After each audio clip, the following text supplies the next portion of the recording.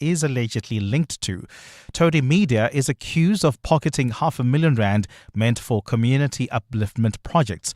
Jabuli Limbata has more. The SIU says the first company, Todi Media, was paid 1.5 million rand for a media workshop, while Zipseflo benefited from 1.71 million rand for a women's sport clinic. Neither of the two companies used the monies for the intended purpose. In a written statement, Sunday Times editor Makudu Safara denied all allegations against him, saying he hosted the workshop in 2018 and did not pocket any change. He also says he has proof and condemned the SIU for naming him, allegedly without the evidence. SIU spokesperson Selby Mukhoto. These cases highlight a coordinated scheme in which public funds meant for community upliftment were diverted into private pockets and toward property purchases. Under Proclamation R32 of 2020, Safara's employer, Arena Holdings, says he will be placed on special leave while internal investigations begin. Jabuli Lembata, Eyewitness News. Alleged police informant Brown Mokhotsi wants the chief evidence leader at the Madlanga Commission to be recused from cross-examining him. Mokhotsi has filed a complaint against Matthew Chaskelson alleging unfair treatment. Mokhotsi's lawyers yesterday made a brief appearance at the commission where they formally signalled plans to file a recusal application. Tabiso Goba reports. Brown Mokhotsi's complaint makes a number of serious allegations against Chief Evidence Leader Matthew Chaskelson. He accuses Chaskelson of having a personal vendetta against him and trying to portray him as a dishonest witness. He claims Chaskelson has manipulated evidence and offered him protection in exchange for implicating Northwest businessman Suleiman Karim. Chaskelson says he will respond once he has received the complaints formally. I may need to seek permission to depose to an affidavit.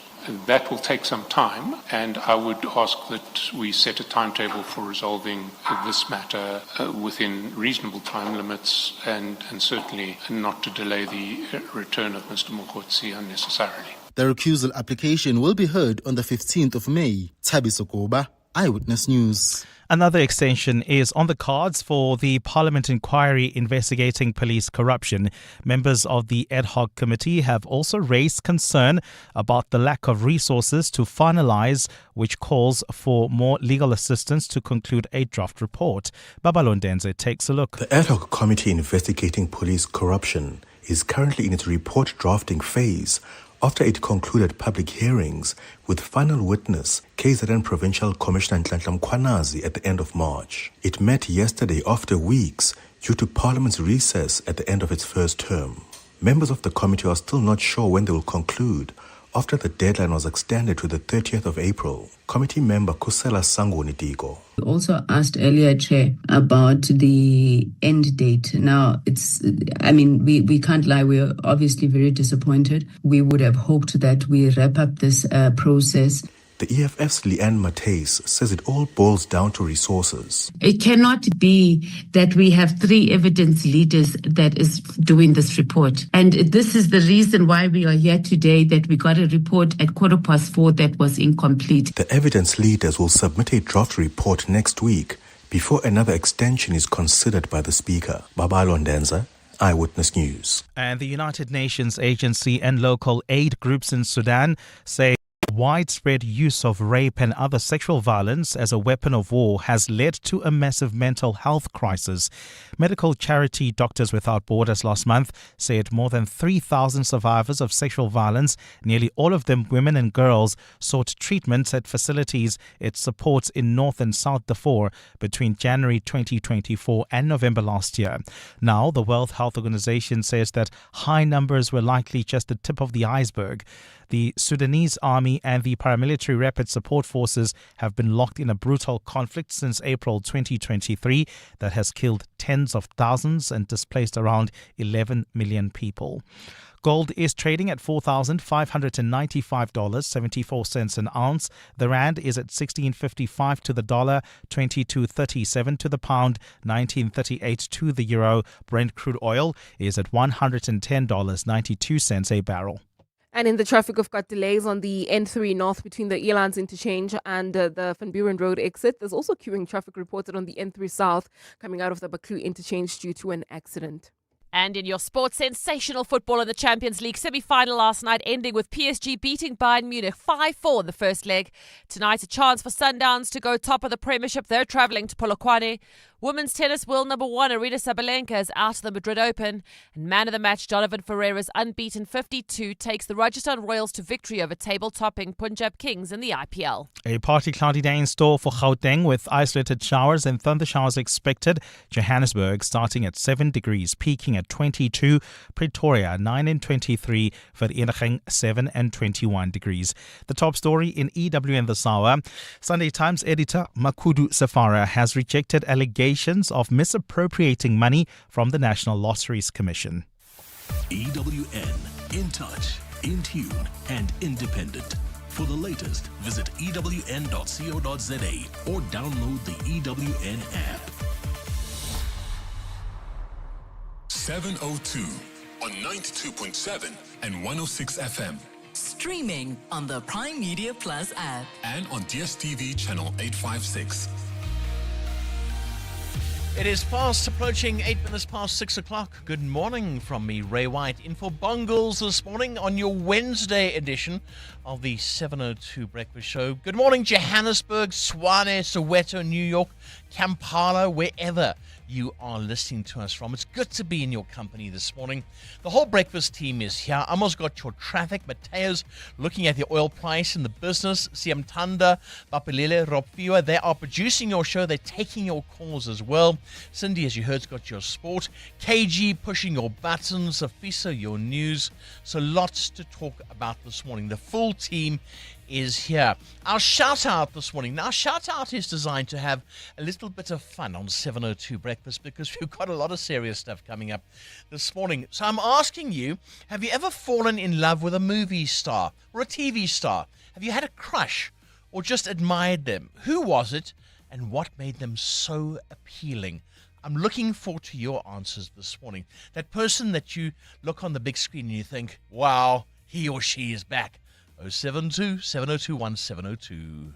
Join us. Let's walk the talk. This is 702.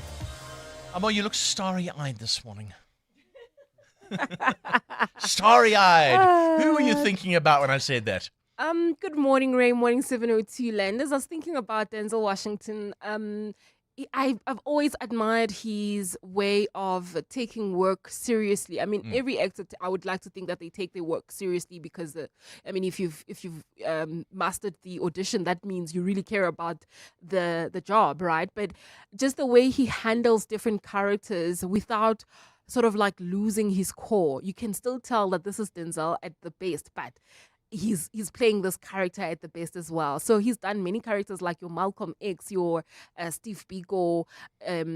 To a certain extent, I felt like he deserved to be the Nelson Mandela because, when the movie came out, I thought, he should have had this character as well. Right, he would have done a really great job. And then he switches characters to be this most wanted gangster in American Gangster. Yes. And then when you're looking at that, he becomes this normal man at Fences, on the movie Fences, and he warms your heart because he's this normal person who's not Denzel. It is, right? It has to be Denzel Washington. You could go on all day. Well, you asked, Ray. You asked. I did open the door, didn't I? Now, all right, Mateo. Briefly, who's your? Well, given the repertoire of movies of this particular actress, I mean, I could go all day. But Angela Bassett for me. Oh yeah. Apart from the striking features, I think it's the same. The love for her own craft. She's played different characters, being the mother Nakila in The Bee, but also Waiting to Exhale, being a woman finding her own identity in how Stella got her groove back. It's just a lot of characters that I can point out where I was really gripped on the screen. And yeah, she was one of those characters that I really, really rate. There we go. Mine's Michelle Pfeiffer. Oh, wow. No, she's 68 years old today. That's actually why I'm asking the question, but there's more birthdays coming up. So Michelle Pfeiffer, I just think she's an extraordinary actress. She really is. And sure, anyway, yes, I'll also just keep it short as well this morning. 702 Land, who's your movie crush, your TV crush? Who do you talk about like Amo with such passion in your voice? Let's walk the talk. 702. Right, on a more serious note, quite a bit coming up on your breakfast show this morning. In the Africa Report, Mali's defense minister was killed at the weekend as the country faces a major security problem there. Finding out what's happening in that country, it's almost an act of civil war at the moment. So that's the Africa Report. Then after 7, we'll be chatting about illegal immigrants being blamed for unemployment in our country. And there was that big march in Pretoria. I'll be talking to Professor Lauren Landau, Professor of Migration and Development at the University of Oxford, but talking about what happened there and looking at the causes, looking at why people are so unhappy. Is it because they just simply can't find a job? Is there a bigger picture here? I'm calling for cool heads this morning. South Africa has been battling with xenophobia problems, and it is a very contentious issue. But let's look at the facts. Let's look at why this is happening. Unemployment, number 1. We'll also have a look at illegal immigration, number 2.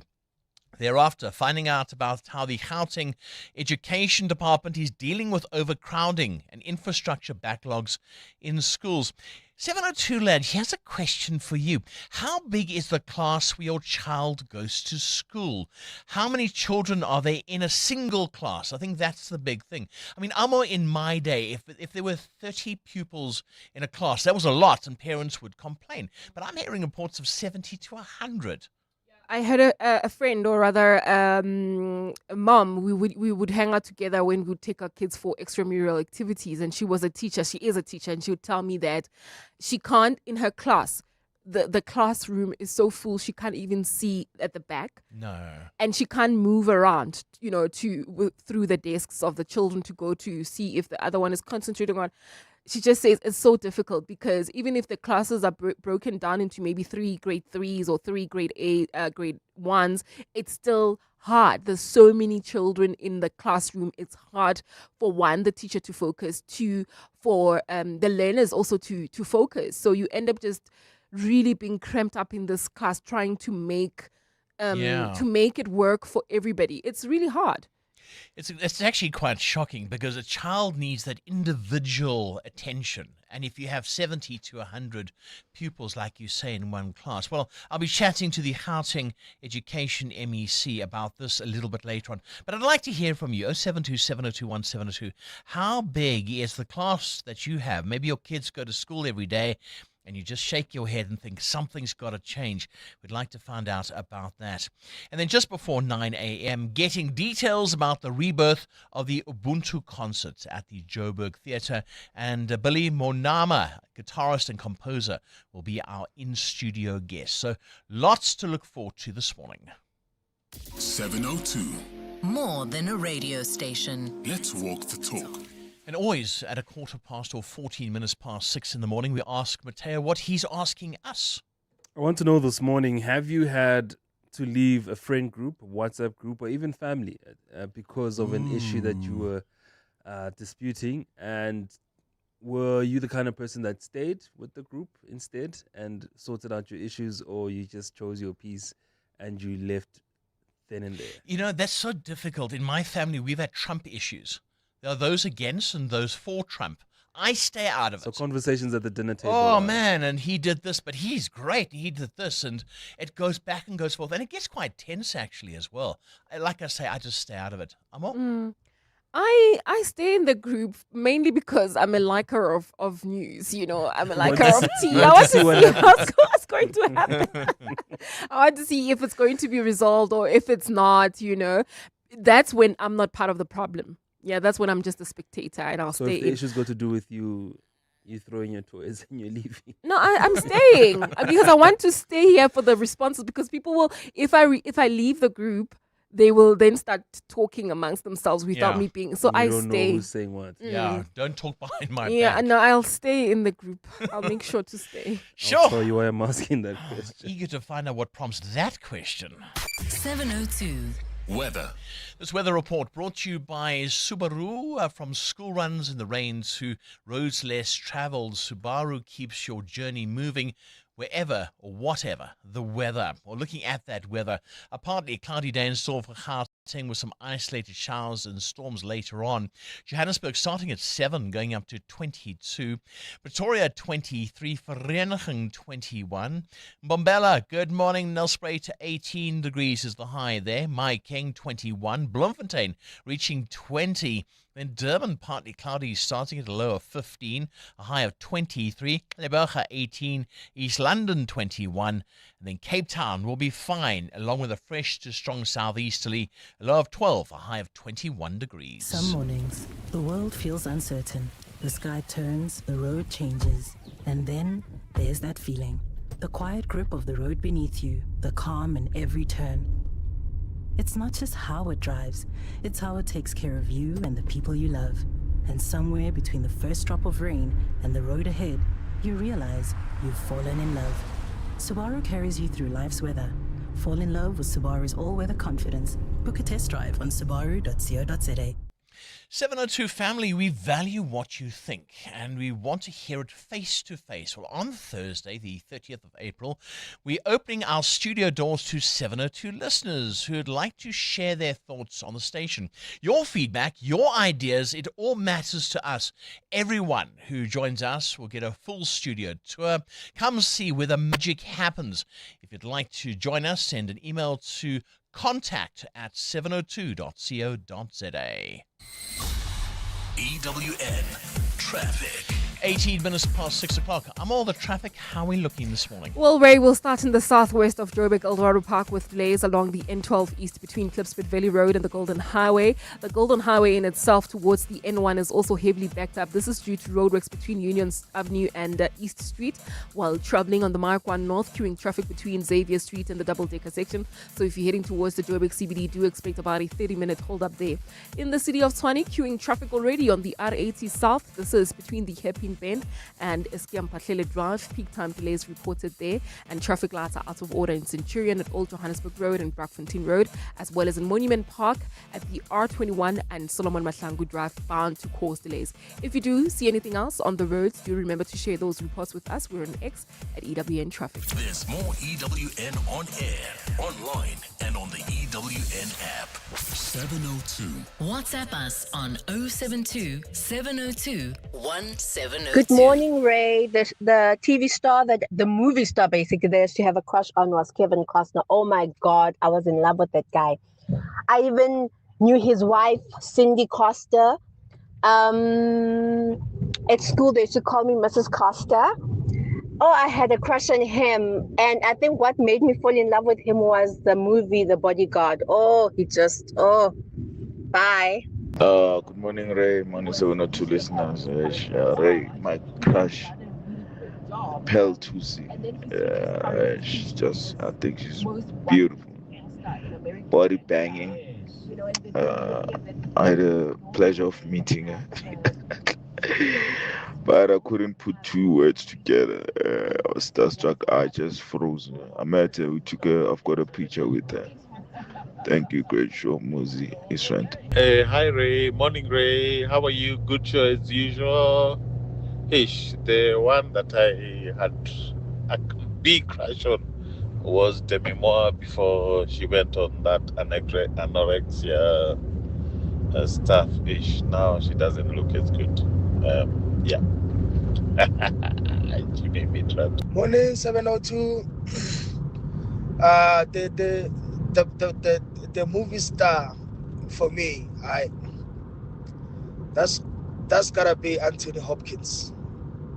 Anthony Hopkins. I mean, that guy, that Madala. I mean, his acting for different characters is just beyond this world.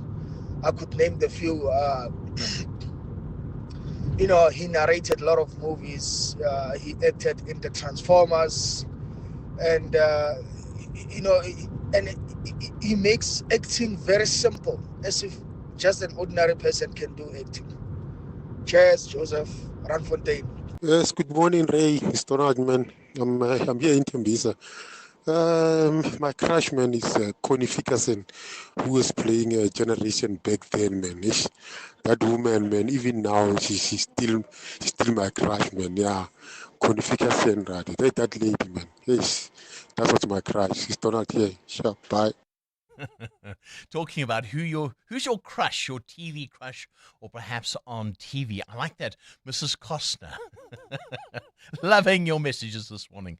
0727021702. 702. Add your voice. Have your say. Let's walk the talk. Right, things you need to know about this morning. You would have heard this in Eyewitness News. Makudu Safara has stepped aside as chairperson of the SA National Editors Forum following allegations of misappropriation of lottery funds raised by the Special Investigating Unit. Safara denies the claims, but has temporarily vacated his role pending an investigation, with the Deputy Chair Shamano Makadi stepping in as acting chair. Now, SANEF says it will appoint an independent legal team to assess the evidence. Northwest businessman Suleiman Karim will no longer testify before the Madlanga Commission of Inquiry today after suffering a heart attack and being confined to bed. This is according to evidence leader Matthew Chaskelson. The disruption leaves the commission without a witness for the day after a secondary option also fell through due to a recusal application, forcing proceedings in Pretoria to pause until Thursday. Here's a story. At Tokyo's Haneda Airport, a new trial by Japan Airlines will see humanoid robots deployed as baggage handlers, moving luggage and cargo on the tarmac as Japan grapples with a shrinking workforce and record-breaking tourism demand. The Chinese-made robots will operate alongside human staff, lifting and transporting bags while taking regular recharging breaks. Of course, more with Adam in the Worldview later on. Then the White House has confirmed plans to release limited edition U.S. passports featuring the face and signature of Donald Trump as part of celebrations marking 250 years since the U.S. Declaration of Independence. Now, the rollout expected in July will be limited to applicants through the Washington Passport Agency, but it already raises questions about the use of state-issued documents to promote a sitting president's image. And here's our story. A happy birthday to two unforgettable screen talents born in 1970. Uma Thurman, she turns 56 years old today, celebrated for standout performances in Pulp Fiction, Kill Bill, Batman and Robin, where a blend of intensity, elegance and versatility cemented her as a defining figure in modern cinema. Also born on this day in 1955, Leslie Jordan would have turned 71, remembered for her or his screen-stealing roles in Will and Grace, American Horror Story, and The Help, where his humor, warmth, and unmistakable presence turned even brief appearances into lasting cultural moments. My one today is Michelle Pfeiffer. She's 68 years old today. She's my TV crush. So who is your ultimate movie or TV crush, and what is it about them that makes them unforgettable every time they appear on screen? 702. The newspapers. Right, Sophie, so who's your movie crush? I have to say there's two.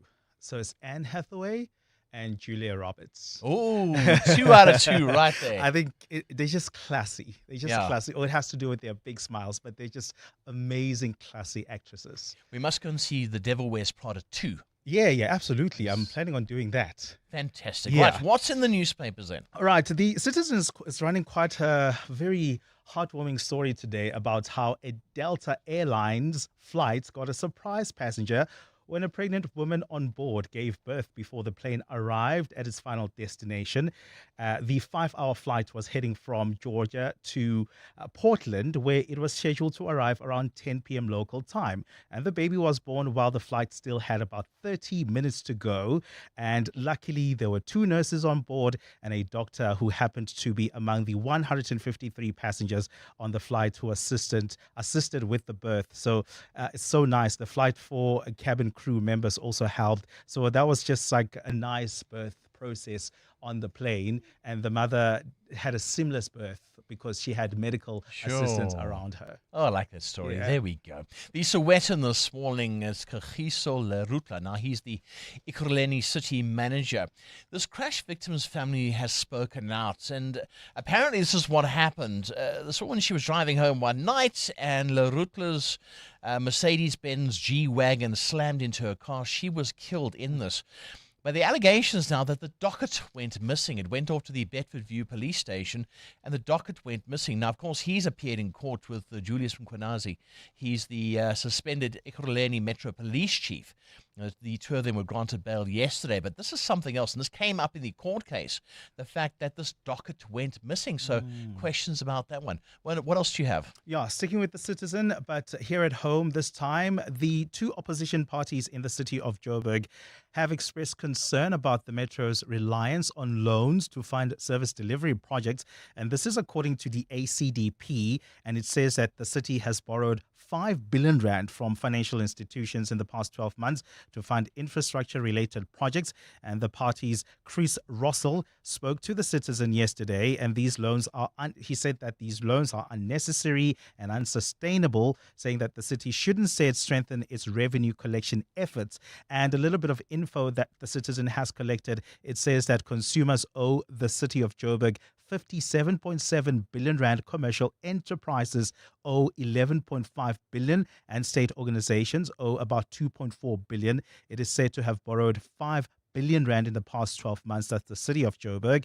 And 3 months ago, it took about 3 billion rand short-term loans to pay their salaries and operational costs. And this loan is actually due in June. Gosh, and then the business day, the fuel levy relief to be phased out by July, they're saying, but it has been extended. Those are the newspapers. EWN Business. Thank you, Nafiz, for bringing the time to 6:28. Now, I love the question you're asking. Have you had to leave a friends group, a WhatsApp chat group perhaps, or even a family group over a disagreement? Or did you stay and figure it out? Why are you asking this question? Well, Ray, the United Arab Emirates is quitting OPEC, dealing a blow to the oil producers group as an unprecedented energy crisis caused by the war in Iran exposes discord among Gulf nations. The decision, effective on Friday, ends a 58 years membership in the cartel and deals a symbolic blow to an economic alliance that is strained by the pressures of the regional war. Now, OPEC stands for the Organization of the Petroleum Exporting Countries, a permanent intergovernmental organization founded in 1960 to coordinate and unify petroleum policies among its members. Now, it acts as a platform to manage oil supply, stabilize prices, and secure efficient returns for producers, controlling roughly 80% of the world's proven oil reserves. Countries like Algeria, Congo, United Arab Emirates, who was once part of it, Venezuela, Libya, Nigeria, Iran, all those oil-producing countries part of that particular institution. Now, the UAE's departure has raised some pointed concerns about OPEC's long-term cohesion. The Emirati nation will pursue independent production policies free from quotas limiting its output capacity.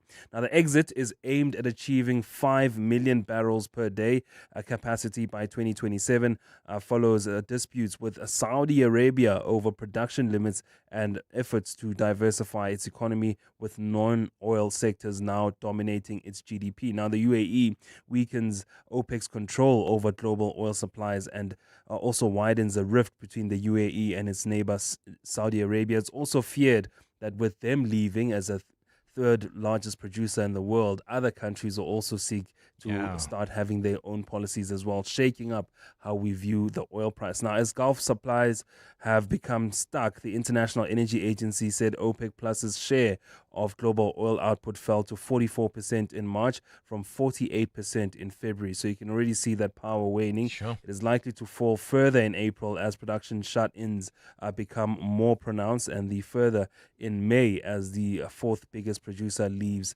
the group. So the UAE calling it a day. That's massive. That is a massive story. How's the rand in the markets? Well, markets were weaker yesterday because of the oil concerns in the market. Industrials down 1%, mining shares down 5% yesterday. Rand this morning, 16 Rand 55 against the US dollar, closer to that 17 Rand mark, seeing a lot of weakness this week. 19 Rand 37 against the euro and 22 Rand 35 cents against the British pound. Price of gold at $4,601 an ounce, while platinum is down 0.5% at $1,935. Brent crude down by close to 1%, now at $111 a barrel. More business after 7.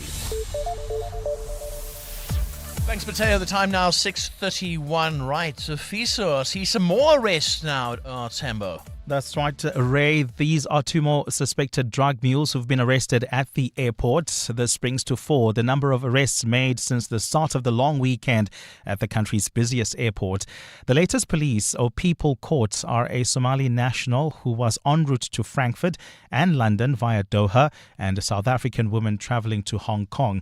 The police's Amanda van Wyk says law enforcement authorities confiscated drugs worth 690,000 rand. The South African Police Service, with the support of Airports Company South Africa, has arrested 2 more drug mules at OR Tambo International Airport. This brings the total number of drug traffickers arrested at this international gateway to 4. All suspects are expected to appear before the Kempton Park Magistrates Court this week on charges related to drug trafficking. Investigations are ongoing. The Gauteng government says part of its plans to build more public schools include partnerships with the private sector. This will be part of a solution to the overcrowding crisis, with 48% of schools exceeding capacity. Education MEC Lebogang Maile says the province needs 200 new schools. To build 200 schools, you'll need 35 billion. And our budget currently is 70 billion rands. 52 billion of that money goes to salaries of educators. What we need to do is to think outside the box and say, how do we deal with these pressures? So we're looking at triple Ps. The Western Cape High Court has heard that slain top cop Charles Kinnear was being pinged by police officers. This emerged during the trial proceeding of alleged underworld gang boss Nafiz Modack. IPID's Deputy Provincial Head Mario September testified as a witness for the defense yesterday about the Police Investigative Directorate's probe into Kinnear's murder.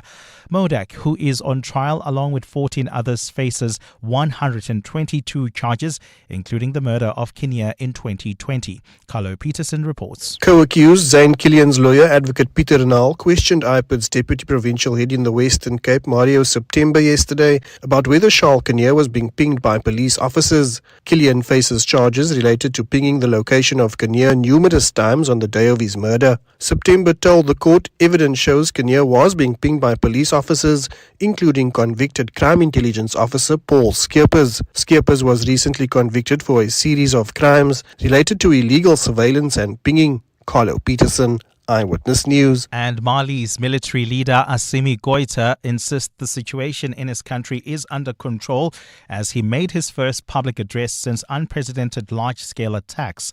Separatists are still positioned in the country's north 3 days after launching a wave of attacks. Goïta had made no public appearance or statement for 3 days, fueling doubts about his ability to cling to power. But yesterday, hours after jihadists threatened to blockade the capital Bamako, he made a speech to the nation on state television. His office released photos of him yesterday meeting wounded soldiers and civilians, as well as the ambassador of key or ally Russia.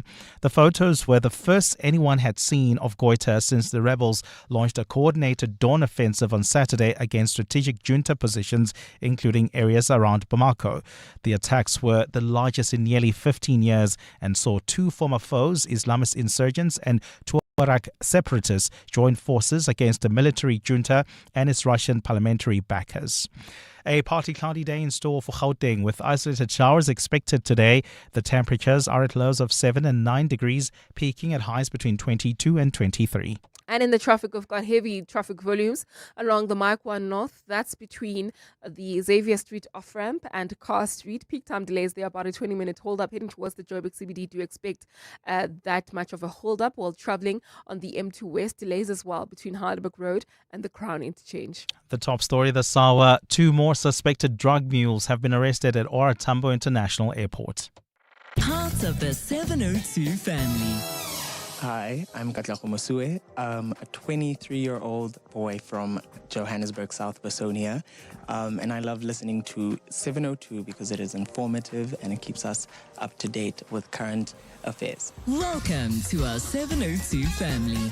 Let's walk the talk. Attention all shoppers.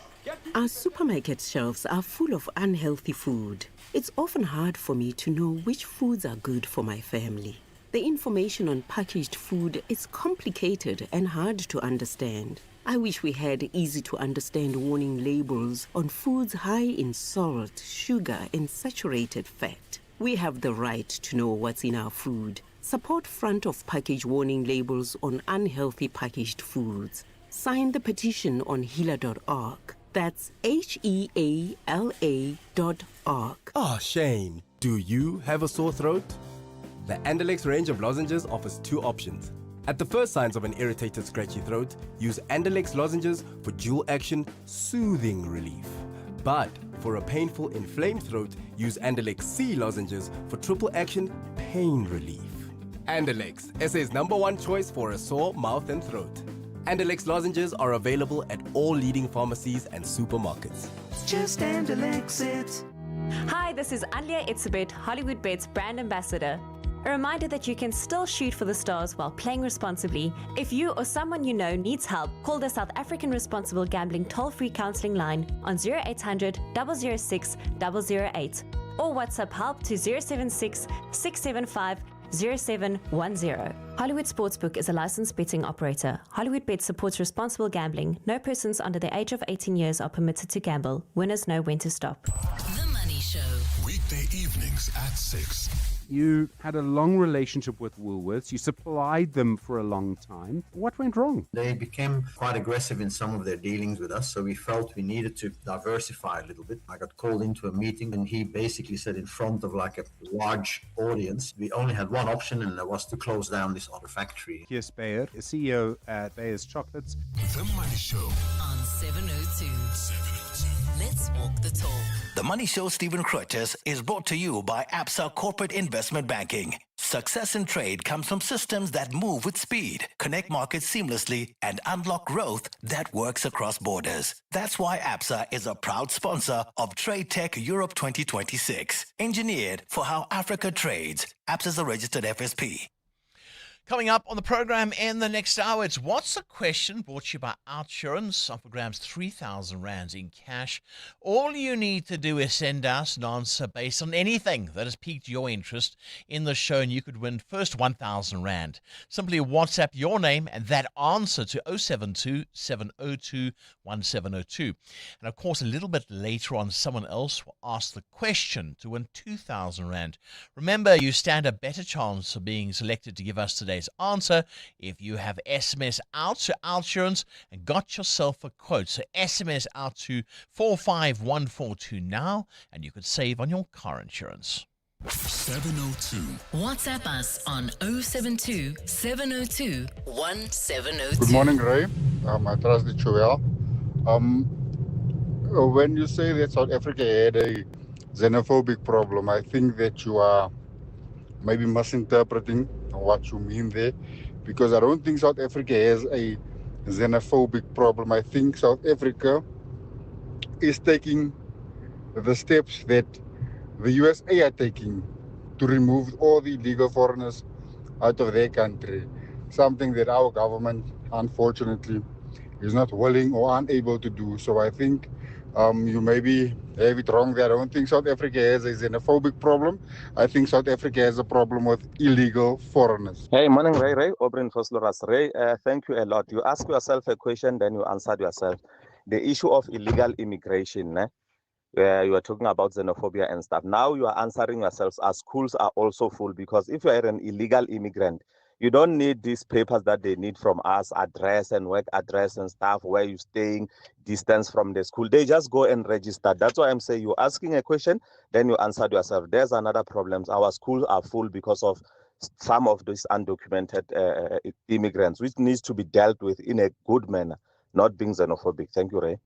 Thank you, Aubrey. And yeah, we're going to be discussing that a little bit later on. There was this big march in Pretoria against illegal immigration. A lot of people are unhappy, saying it's because I can't get a job. It's because somebody is in this country illegally, has taken that job.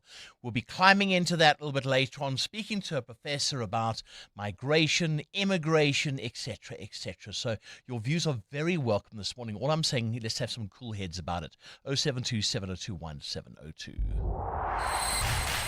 EWN Sport. Cindy Paluta, that game last night. Oh my word! I didn't watch it, but I hear. Oh my word! It was absolutely sensational in the Champions League last night. People are saying when you speak about the beautiful game, the wonderful game, the game of the gods, this is a game to be using in your case studies. And just football fans on all the socials are just like, what did we witness? I think so many people thought, I'll just watch the first half and go to bed. So if you missed it, it was only the first leg of the semi-finals of the Champions League. They're still going to play each other again, right? PSG, the defending champions, beating Bayern Munich 5-4. That's the highest scoring semi-final since 1960. And it's the first time both teams have scored 4 or more goals each in a semi-final. At halftime, PSG led 3-2. And by the end of the game, Dembele and Kelly had each scored 2 goals. PSG manager Louis Enrique. You can never be angry with your players, even if you conceded 4, 6 goals, 5 goals. But both teams show what we are, what we feel, what we want to transmit. High intensity at the high level, and everybody exhausted, and at the same time very happy because we won one of the best, if not the best team in Europe this season. Yeah. There's going to be a replay somewhere on Supersport or something. Yeah, please. so no. If you go online, you can catch the highlights. I mean, Right. that's what I did this morning. I was like, okay, cool. I missed the second half or whatever. Let me go back and watch on Supersport's page, and they do have it there. And the goals were all actually really, really good. I've got FOMO now. I So, know, okay. and I actually came into work extra early to watch that. Oh, wow. Tonight, Atletico host Arsenal in the first leg of their semi-final. At home tonight, Mamelodi Sundowns with what could be one last chance to take advantage of that game in hand. They're travelling to take on Polokwane. Sundowns are second on the table. They're 1 point behind the league leaders Orlando Pirates. Also tonight, Kaizer Chiefs hoping to cement their place in the CAF Confed Cup away at Sibelele. In tennis, a massive shock at the Madrid Open as the women's world number 1 Aryna Sabalenka has been knocked out, beaten by the 30th seed Hailey Baptista, who won 2-6, 6-2 and 7-6 to go to the semi-finals. Will she play Andreeva? Here's Sabalenka.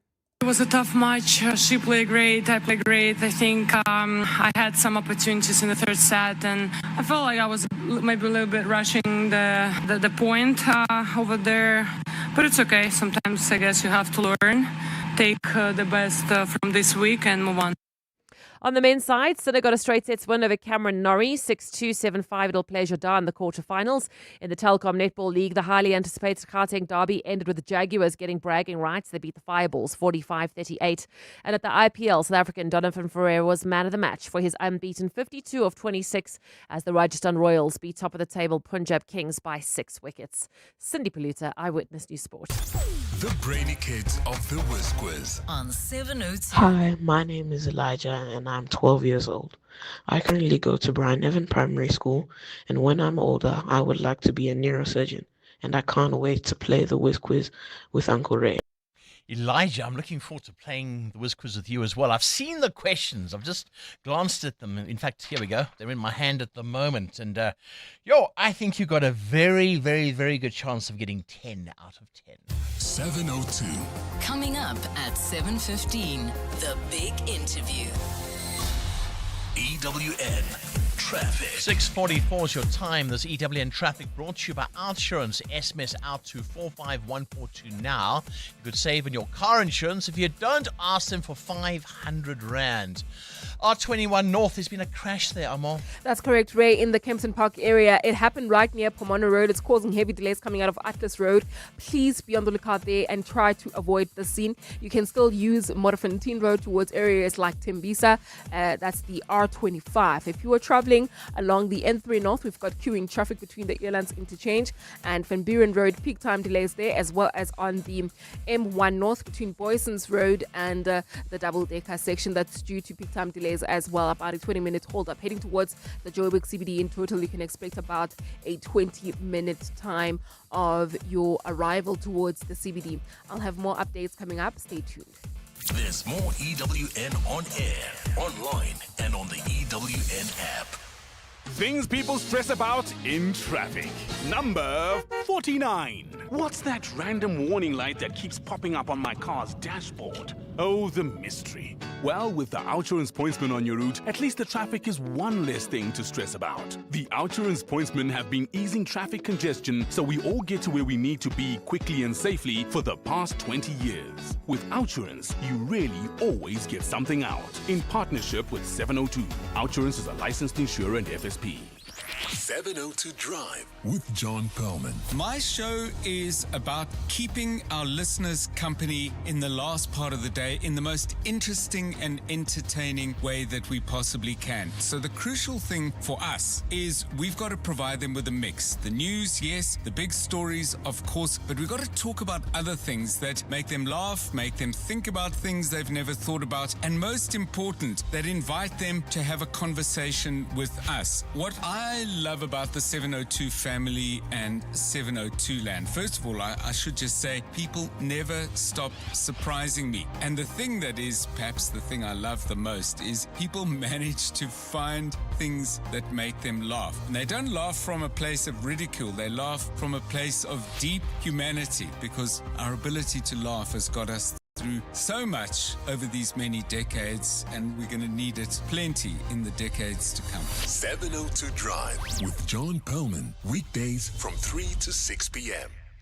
Joburg is more than just a city. It's an unmistakable rhythm that brings us all together. Well, in celebration of this, 702 has partnered with Josie My Josie to unite the whole of Joburg in the 702 Josie My Josie Walk the Talk Babize Bonke on Sunday the 26th of July. So Sunday 26th July, we're going on a walk through the iconic Joburg CBD. And we want you to join us, of course, and be part of something very special.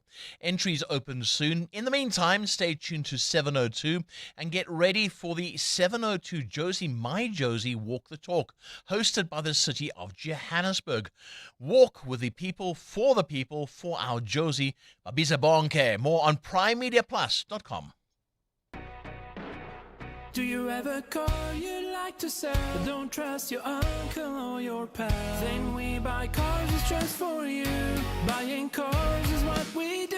We offer service with a smile. We always go the extra mile. Use a place that you trust and sell your car to us. We Buy Cars, the easiest way to sell your car by far. Let's hear from Chantal and Mel, owners of Jelly Body and Nail Studio, why it pays to switch to Outsurance Business Insurance. We were with our previous insurer for about 4 years, and when we decided to switch, it was actually a flawless process. It definitely pays to switch. For beauty salons, convenience stores, and all other businesses, get a quote today and see why it pays to switch to Outsurance Business Insurance. Visit outsurance.co.za or call 08600 60,000 today. Licensed insurer and FSP. TCs and information online. You might not think about it, but you're part of something bigger. Every time you swipe your Dis-Chem Better Rewards card, you're contributing to the work of the Dis-Chem Foundation and supporting real initiatives that are changing lives across South Africa.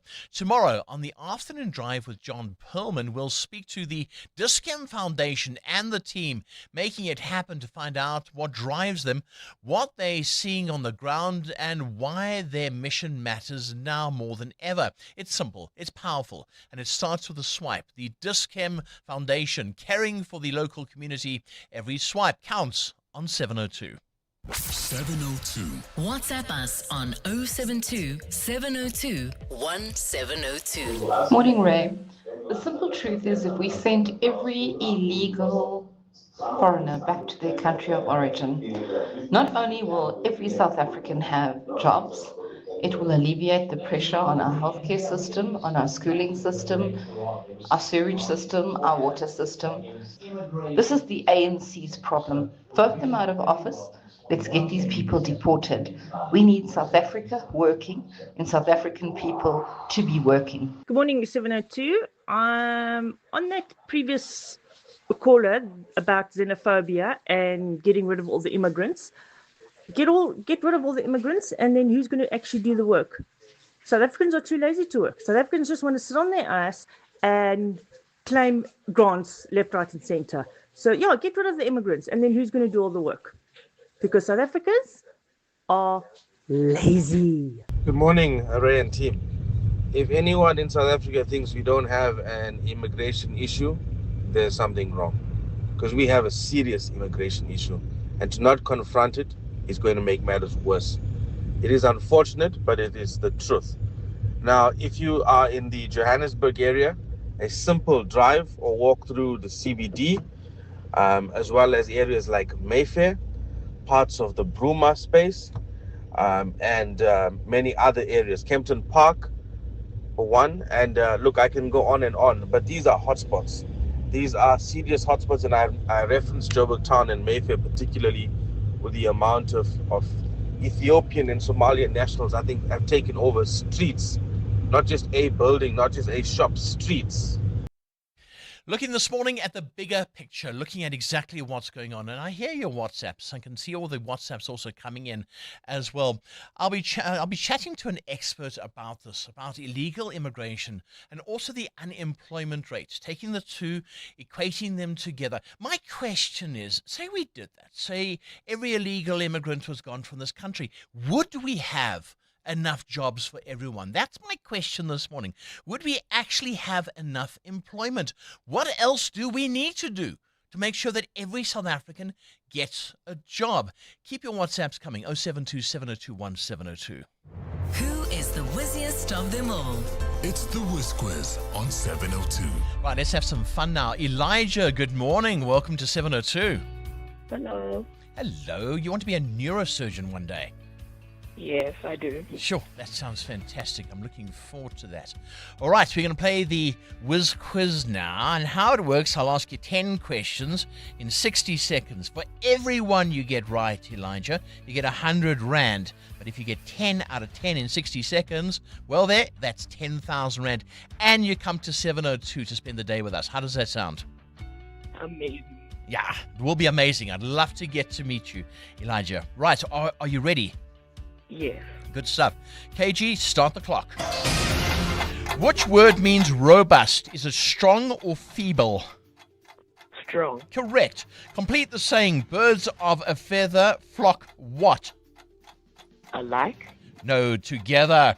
True or false, the SA rugby coach is Rassie Erasmus? True. Correct. Spell the word radio. R-A-D-I-O. Correct. In which province does the Orange River reach the Atlantic Ocean?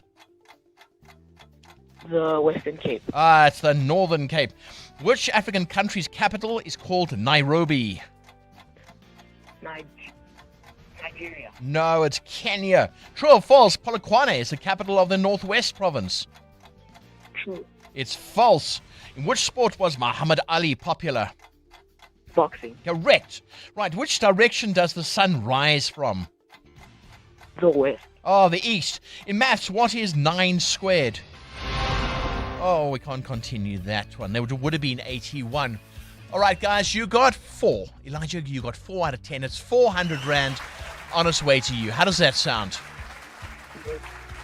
All right, Elijah, I look forward to seeing you as a neurosurgeon one day. There we go. That's Elijah, age 12, from the, I think it's Bren-Even Primary School, and he wants to be a neurosurgeon one day. If you'd like to enter the Whiz Quiz, well, you can.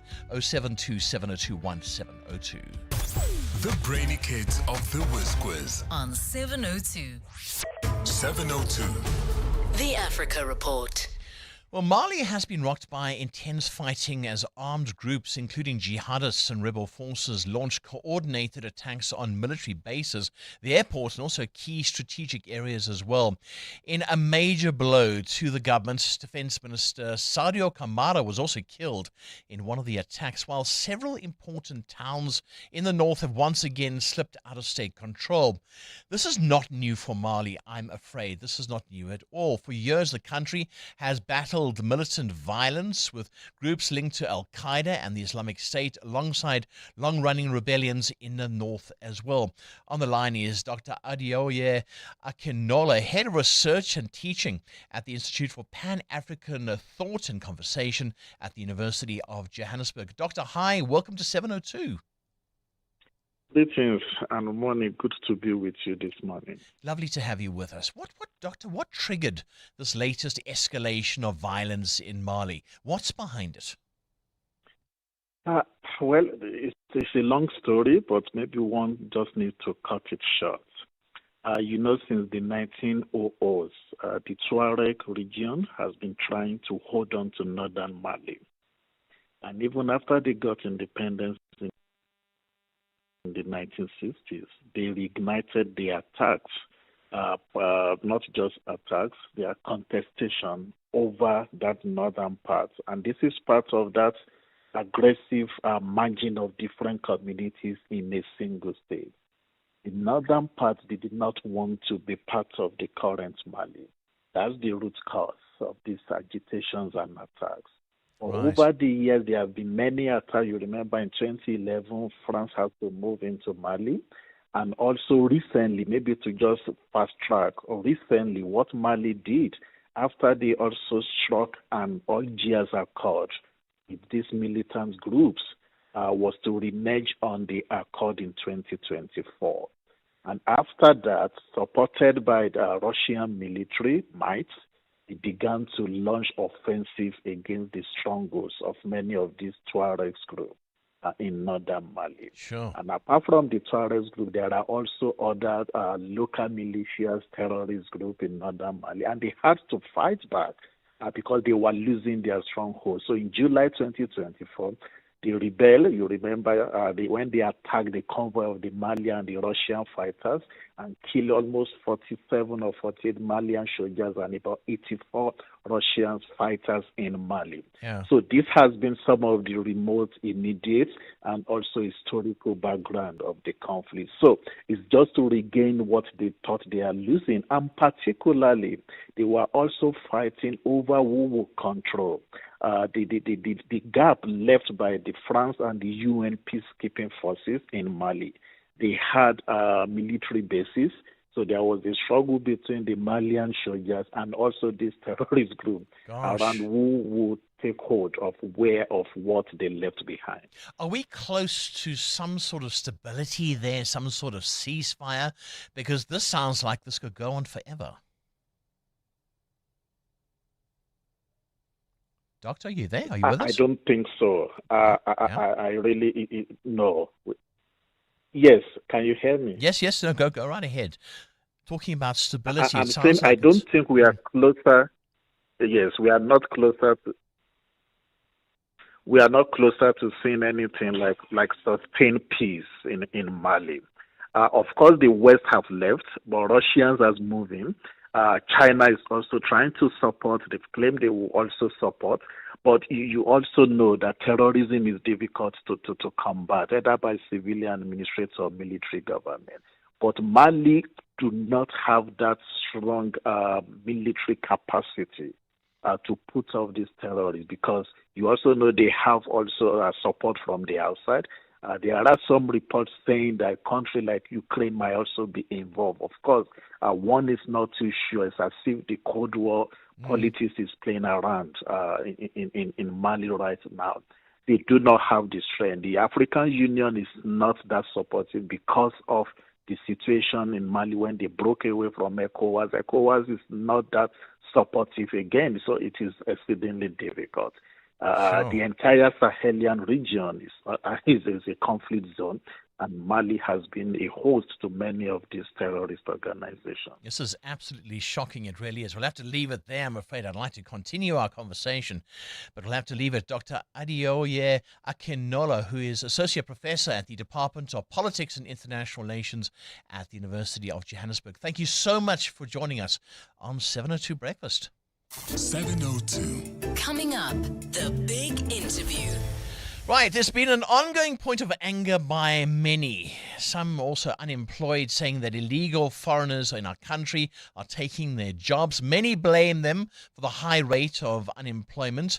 We have seen ugly incidents of xenophobia. I'll be talking to Professor Lauren Landau, Professor of Migration and Development at the University of Oxford, and also research fellow, professor at the African Center for Migration and Society, finding out the facts about illegal immigration in our country. Also talking about unemployment, looking at those figures versus illegal immigration. It's going to be a heated conversation, perhaps not the conversation itself, but the reaction, I'm sure, will be heated. All I'm saying this morning, cool heads.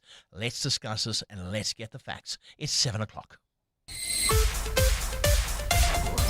This is EWN.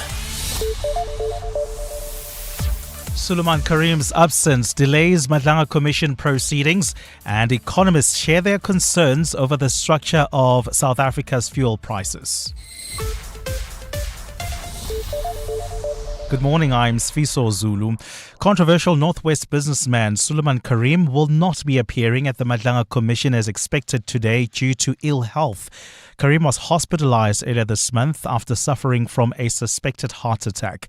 Tabiso Koba reports. There are still a number of questions Suleiman Karim still has to answer before the Madlanga Commission. Chief amongst them is his alleged 10 million rand loan to tender tycoon Vusimuzi Kat Matlala, which there's no paper trail for since he says it was sealed with a gentleman's handshake. He also needs to explain why he sent money to the sister of controversial businessman Hangwani Maumela. At the time, Maumela's assets were frozen, leading to the allegation that Karim was helping him circumvent the preservation order placed against him by SARS. The Madlanga Commission also found Karim's companies have won tenders amounting to about 360 million rand in municipalities located in the Ngaka Modiri region, where he was the ANC's regional treasurer. Tabiso Koba, Eyewitness News. Sunday Times editor Makudu Safara has rejected allegations of misappropriating money from the National Lotteries Commission. The Special Investigating Unit recovered 3.2 million rand from two companies, one of which Safara is linked to. Todi Media allegedly pocketed 500,000 rand meant for community upliftment projects. Jabali Lembata reports. The SIU says the first company, Todi Media, was paid 1.5 million rand for a media workshop, while Zipseflo benefited from 1.71 million rand for a women's sport clinic. Neither of the two companies used the monies for the intended purpose. In a written statement, Sunday Times editor Makudu Safara denied all allegations against him, saying he hosted the workshop in 2018 and did not pocket any change. He also says he has proof and condemned the SIU for naming him, allegedly without the evidence. SIU spokesperson Selby Mokgoto. These cases highlight a coordinated scheme in which public funds meant for community upliftment were diverted into private pockets and toward property purchases. Under Proclamation R32 of 2020, Safara's employer Arena Holdings says he will be placed on special leave while internal investigations begin. Jabuli Lembata, Eyewitness News. Some economists believe the temporary fuel price relief has once again exposed the urgent need to reform how prices are structured. Government yesterday extended the fuel levy reduction into June by 3 rand per litre for petrol and 3 rand 93 cents for diesel. Fuel prices are expected to go up again next Wednesday following a spike in the oil price due to the uncertainty in the Middle East war following the conflicts involving the US, Israel and Iran. Government says the fuel levy will be reintroduced by June, with the relief removed entirely by July. Camray Clark reports. Economist at ESG Analytics, Sifiso Skenjana, says the move could prompt the long overdue reform of the fuel price. The domestic fuel price is heavily regulated, with at least a third of the fuel price going to taxes. These are the Road Accident Fund, carbon taxes, as well as the big general fuel levy. Additional costs include margins for petrol stations, as well as storage and distribution costs. costs. Government has in the past come under criticism for the heavy burden these levies place on consumers, with calls for reforms. Skenjana says if the uncertainty in the Middle East is prolonged and the price of Brent crude oil keeps vacillating above the $100 per barrel mark, government could be forced to make the temporary measure more long-term. I think it's probably going to pressure the reform that needs to happen. The estimated cost of the fuel levy from April to June will come in at around 17.2 billion rand in foregone tax revenue. Camray Clark, Eyewitness News. Meanwhile, efforts to end the Middle East war appear to be at a standstill, with the US considering Iran's latest offer to unblock the Strait of Hormuz.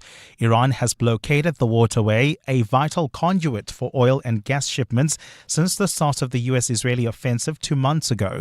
An Iranian proposal passed along by Pakistan and studied by Washington has laid out red lines, including on nuclear issues and Hormuz.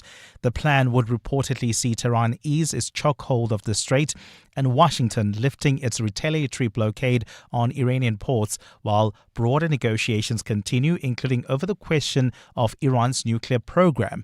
U.S. Secretary of State Marco Rubio spoke to Fox News about the latest developments. On Saturday, the president canceled the talks in Islamabad, Pakistan. He said just 10 minutes later, the Iranians made a new offer on paper. And it was better. If what they mean by opening the straits is, yes, the straits are opened as long as you coordinate with Iran, get our permission, or we'll blow you up, and you pay us, that's not opening the straits. Those are international waterways. They cannot normalize, nor can we tolerate them trying to normalize a system in which the Iranians decide who gets to use an international waterway. Gold's trading at $4,595.74 an ounce. The rand is at 16.55 to the dollar, 22.37 to the pound, 19.38 to the euro. Brent crude oil is at $110.92 a barrel. And in the traffic in Kempton Park, we do have an accident reported along the R21 North. It happened near the Pomona Road exit. Delays coming out of Atlas Road, about a 20-minute hold up there. Please try to use the R25 Modafontein Road, especially if you're heading towards areas like Tembisa and Ivory Park. While traveling on the N14 East, we've got delays between the R55 and the Brakfontein interchange. And in your sport, a phenomenal night of Champions League football as PSG battled to a historic 5-4 win over Bayern Munich in the first leg of their semi-final. Tonight, Arsenal against Atletico. Sundowns need to beat Polokwane later to go top of the Premiership table.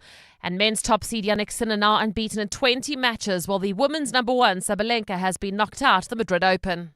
A partly cloudy day in store for Gauteng with isolated showers and thunder showers expected. Johannesburg is at a low of 7 degrees, peaking at 22. Pretoria 9 and 23. Vereeniging 7 and 21 degrees.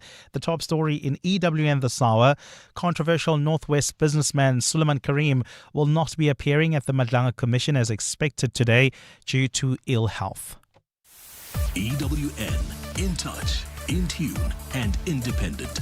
For the latest, visit ewn.co.za or download the EWN app. 702 on 92.7 and 106 FM. Streaming on the Prime Media Plus app. And on DSTV channel 856. 8 minutes past 7 o'clock. Good morning from me, Ray White. In for Bongles this morning on this Wednesday, the 29th of April. Good to be in your company. Sure, lots to talk about this morning. It's been an ongoing point of anger, and this is what's coming up shortly. People are angry at illegal immigrants in this country. They argue that they're unemployed, they can't get a job. So I'll be chatting to a professor of migration and development at the University of Oxford and research, also a professor at the African Centre for Migration and Society in Johannesburg, about this I would say problem, but what is happening in our country, the high rate of unemployment versus illegal immigration. It's a very contentious issue. I'd like your thoughts on it as well. In the past hour, asking the question as well, how big is your child's class, the classroom? How many kids are in this classroom? It's a major problem too in our country. I'll be chatting to the Gauteng Education MEC Lebogang Maile about this a little bit later on, but I'd like to hear from you. How big is that classroom? How many pupils are there? Our shout out this morning, we've had some fun, I must admit. I'm asking you this morning, who is your movie or TV crush?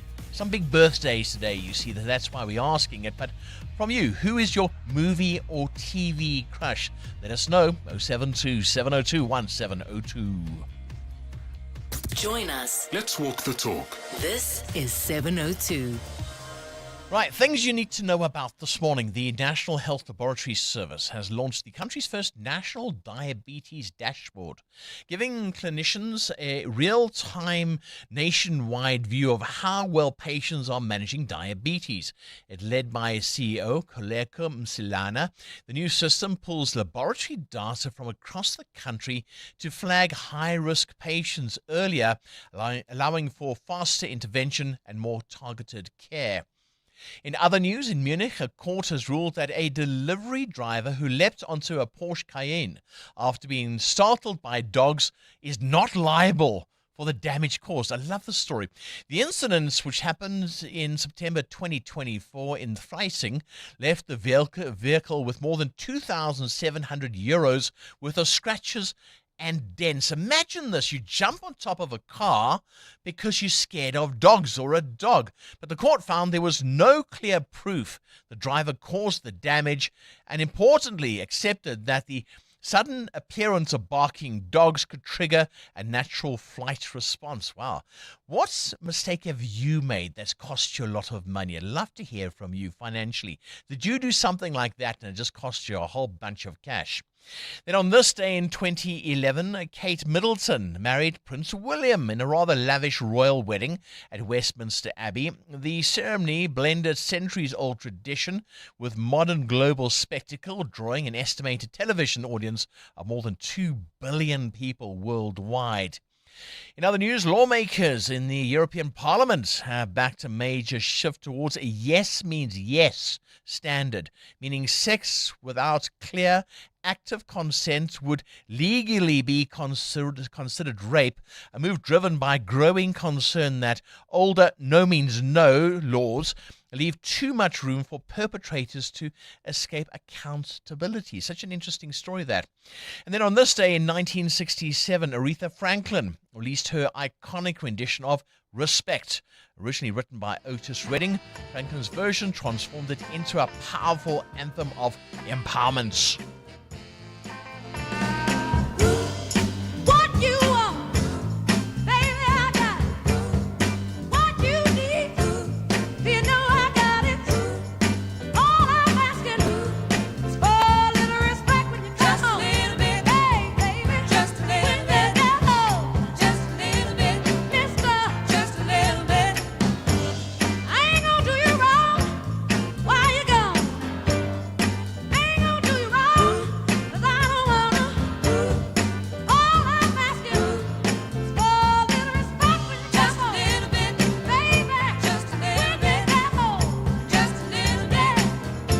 I'm all singing along. No, I'm just kidding. Don't worry, I'm just kidding. On this day in 1967, Aretha Franklin released her iconic rendition of Respect, originally written by Otis Redding. Franklin's version transformed it into a powerful anthem of empowerment. 702. Up next.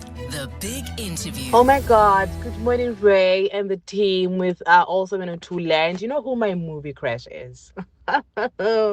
Ooh, Terrence Howard. Oh my God, Lucius from that show, Empire. Oh my God, I was so young when it all started. But yeah, I just had such a huge crush on him. This is Kudzwayne Hatfield, Pretoria. Morning, Ray. For me, it has to be Kate Winslet.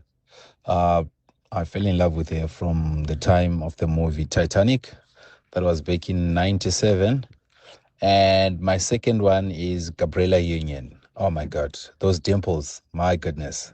Gabriella Union and Kate Winslet. Walter from Cape Town. Hi, Ray White. This is Mama D in 4 ways. Yo, now my crush, Robert Marawa. Au Mazuputu. If I can just have a dinner date with him, that will be my dying wish. Thank you, 702.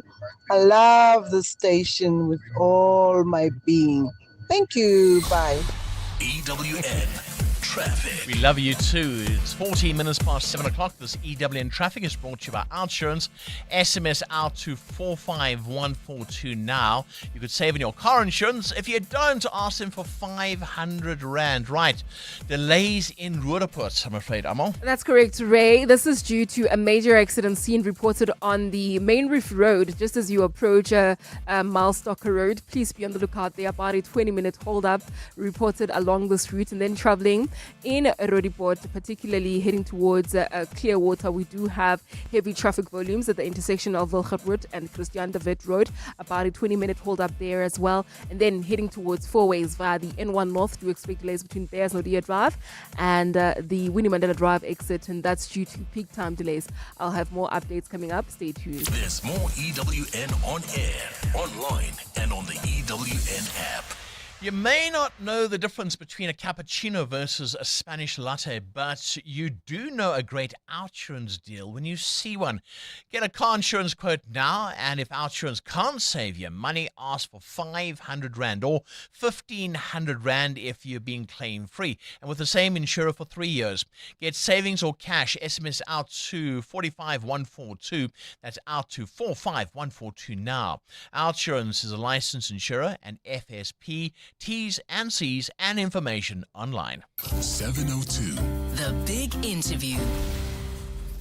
16 minutes past 7 o'clock, and tension filled the streets of central Pretoria as hundreds of protesters took to the city centre, voicing anger over unemployment and the presence of undocumented immigrants, illegal immigrants. Joined by groups including Action SA and Operation Dudula, the march moved through the city with growing intensity, especially in areas known for high numbers of foreign nationals. Shop owners then quickly shut their doors, bracing for trouble as police formed a barrier to prevent the situation from spiraling out of control. Protesters have accused undocumented immigrants of driving crime and unfair competition in local businesses, calling for tougher immigration controls. Now, to unpack this complex and highly charged issue, we're joined by Professor Lauren Landau, Professor of Migration and Development at the University of Oxford and Research Professor at the Wits African Centre for Migration and Society. Professor, hi, good morning. Good to have you on 702. Good morning. Thank you. Right, it's a highly contentious issue. South Africans are frustrated, I think, when it comes to unemployment. They're taking aim at illegal foreigners. This situation could get way out of control. Looking at the figures, Professor, do we know how many jobs have been taken? Can we quantify this? I think it's impossible to quantify the full number of jobs. Many people, whether it's South Africans or foreigners, are working in the informal sector. We don't have fantastic data on this. But if we look at the number of people who are out of work in South Africa, which numbers in the tens of millions, and we look at the number of immigrants in the country, it's very clear that most of the problem South Africa has with unemployment is due to factors that have nothing to do with immigration. Right. What are those factors? What's driving this? Well, I think the question of what's driving unemployment is broader economic challenges of infrastructure, water, investment, labor conditions, etc. I think what's driving the frustrations is that South Africans feel justifiably that they have not received what was promised to them in terms of prosperity, physical security, access to housing, etc. And they are looking for someone to blame. And instead of giving credit for their frustrations to politicians, whether it's local or national, the conversation has been redirected. Politicians have nothing more to offer, so they're blaming an outsider. They're blaming immigrants. It's a classic part of a playbook of people who have very little left to give their citizens. So in other words, take aim at politicians and government because they need to drive this employment. Professor, looking at this, I mean, if that did happen, if there was a surge of investment in this country, if we look at privatization and we drove up the private markets, is there a way of having a coexistence here where you have immigration, not illegal immigration, but immigration and people having enough jobs? Well, I think if you look at the country as it is, South Africa has been deeply entangled with the region in terms of migration, in terms of its economy, trade with Mozambique, trade with Zimbabwe, trade with Lesotho, trade with Eswatini. This is South Africa's sort of bread and butter. Immigration is part of that. Immigration is part of how South Africa gets the skills, how it gets the labor, how it gets people to move into areas that South Africans may not want to be teachers or nurses or even agricultural workers. Yes, it's always going to be tense when you have a kind of economic downturn as we've had over the last few years when there's this sort of pressure. But the truth is no country in the world has become prosperous if it's shut itself off from its neighbors. And I think that's a lesson that South Africa would do well to learn. But then, of course, we've got a problem with our porous borders. There have been attempts to tighten this, but I think a lot of people would realize that people stream over the Limpopo River coming from Zimbabwe every sort of Christmas, New Year, and you can see people going back and forth. Is this the problem? Does this, if you close the tap, so to speak, would we see a different scenario? Well, I think it is the problem in the sense that South Africans feel that immigration is out of control. And we've seen that around the world, that when citizens feel that their borders are insecure, they will feel uneasy, they'll feel anxious. Is it a real problem in the sense that Zimbabweans coming in across the border is why we have crime, is why we have unemployment?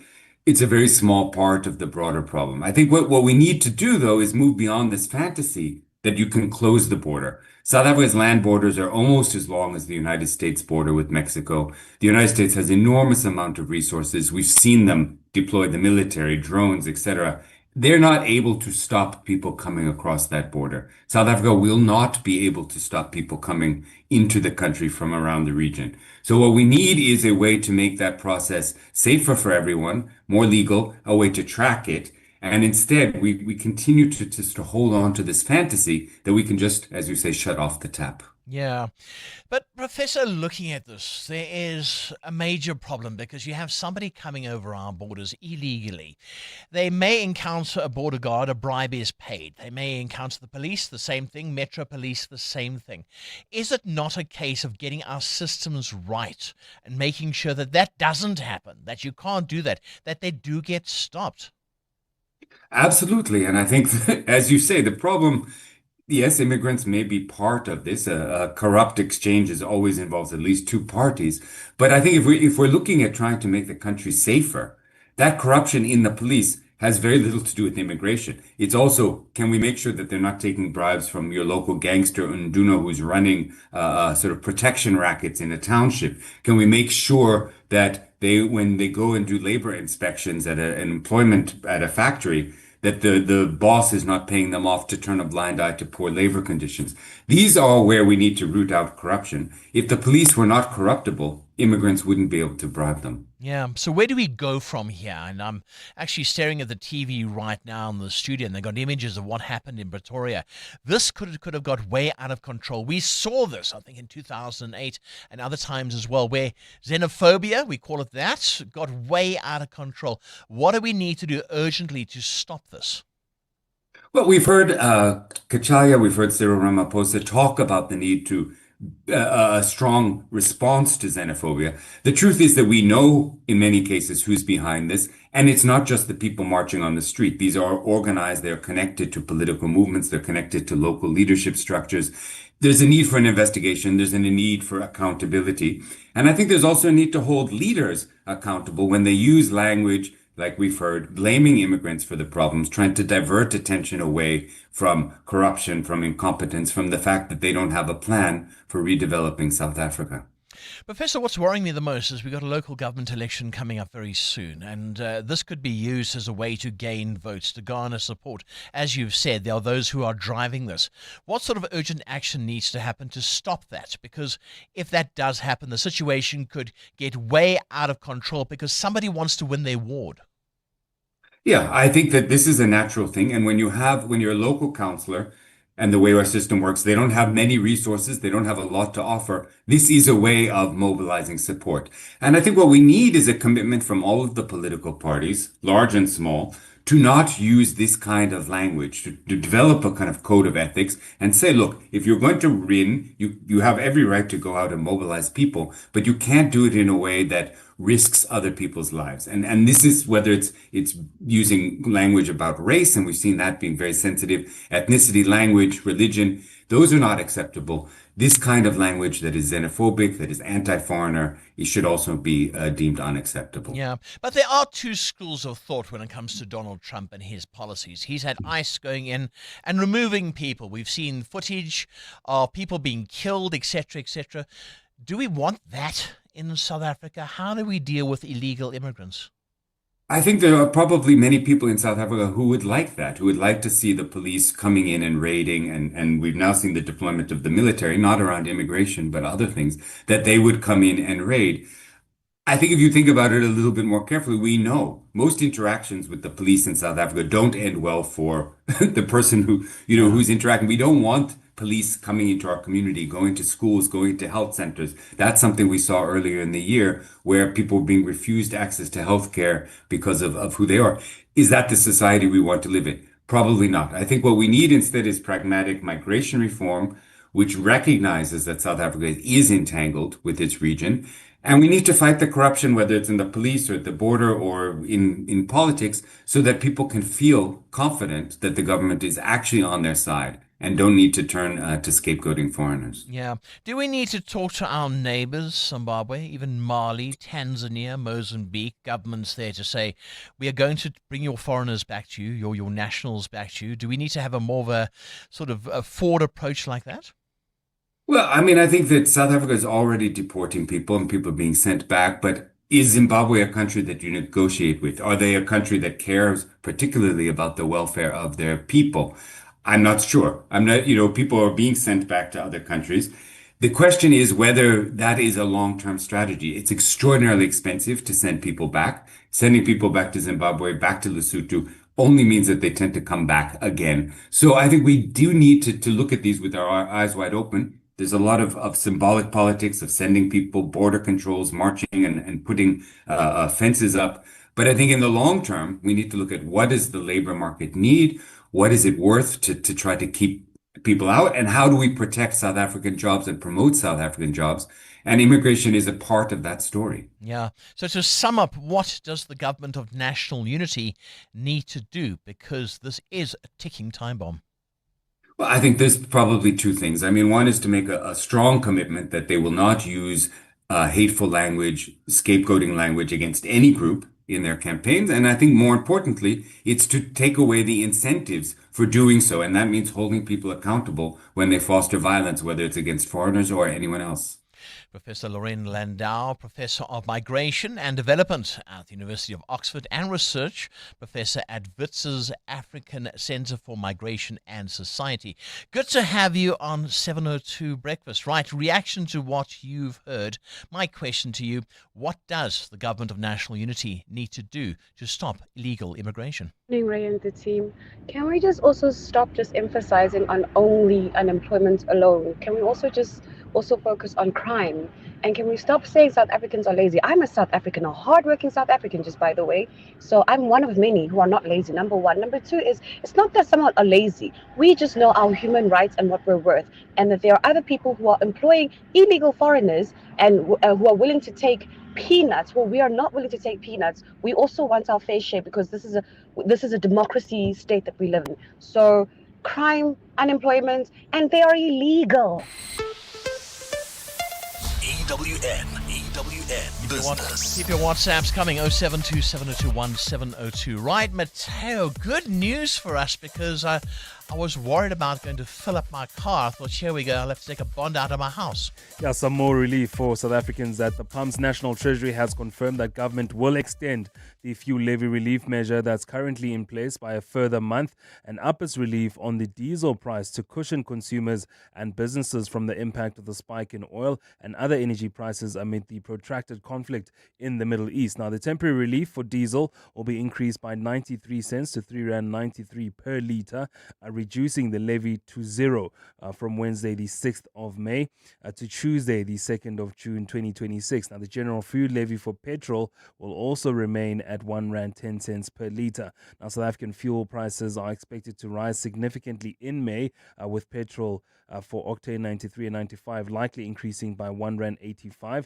to R2.14 per litre, and diesel by up to R5.40 per litre, driven by the weaker rand performance and also the higher oil prices that we're seeing on the market. Now, Treasury estimates this intervention will cost around 17.2 billion rand in foregone tax revenue in the country. Gosh, how's the oil price and the rest of the markets? Well, there's still no negotiation yet, no peace talks. So U.S. Fuel prices hovered near highs not seen since the start of the Iran war, while the Brent crude rose $110 a barrel, up 5% this week as both parties mulled a resolution. The Islamic Republic has signaled it may be willing to accept an interim deal to reopen the Strait of Hormuz in exchange for Washington ending its blockade of Iranian ports while postponing more complex negotiations over the country's nuclear program. Now, Tehran is insisting on keeping some control over shipping through the strait, a point likely to be contested by the White House. So as a result,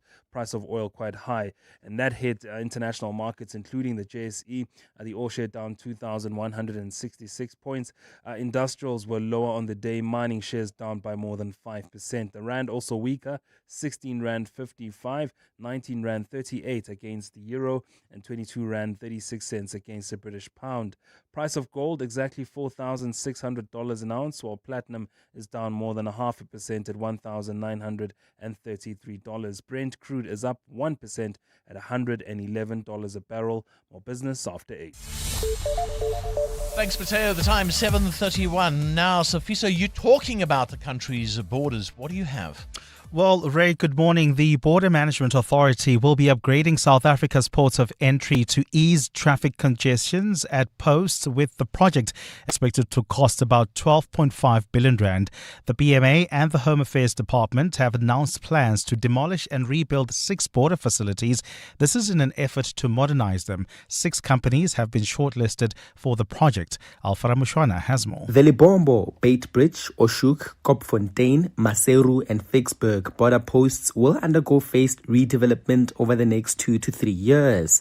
Home Affairs Minister Leon Schreiber says this project will improve border security, ease traffic congestion and enable a more efficient movement of goods. The redevelopment of these 6 land ports will introduce modern, fit-for-purpose infrastructure and systems that enable real-time coordination between border agencies from South Africa and our neighboring states. He says border operations have been inefficient for far too long. For many years, as we all know, these high-volume corridors have, however, been under significant strain. Congestion, outdated infrastructure, and fragmented systems have slowed down trade and increased the cost of doing business. The project will be carried out in phases to ensure that the movement of goods and people is not disrupted.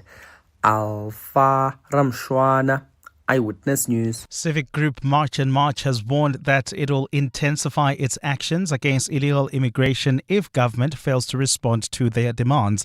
The organization yesterday handed over a memorandum at the union buildings after protesting through the streets of the capital. Mongezi Koko was there. Organizers say this was the last memorandum they will submit, warning that future action will be more direct if their concerns are not addressed. The group is calling for tighter immigration controls, including stricter visa regulations, a review of asylum policies, and action against businesses employing undocumented foreign nationals. Leaders told supporters that the handover marks a turning point, urging government to act swiftly or face escalated protest action. Jacinta Ngobese Zuma. They keep saying that we hate foreigners, etc. We don't care. It's not hate. Actually, the hated people are us. Why do they leave their countries if they are hated here? Meanwhile, the group is expected to take its protests to the Johannesburg CBD today, where another march is planned to the Gauteng legislature. Monki Zikoko, Eyewitness News. The Gauteng government says part of its plans to build more public schools include partnerships with the private sector.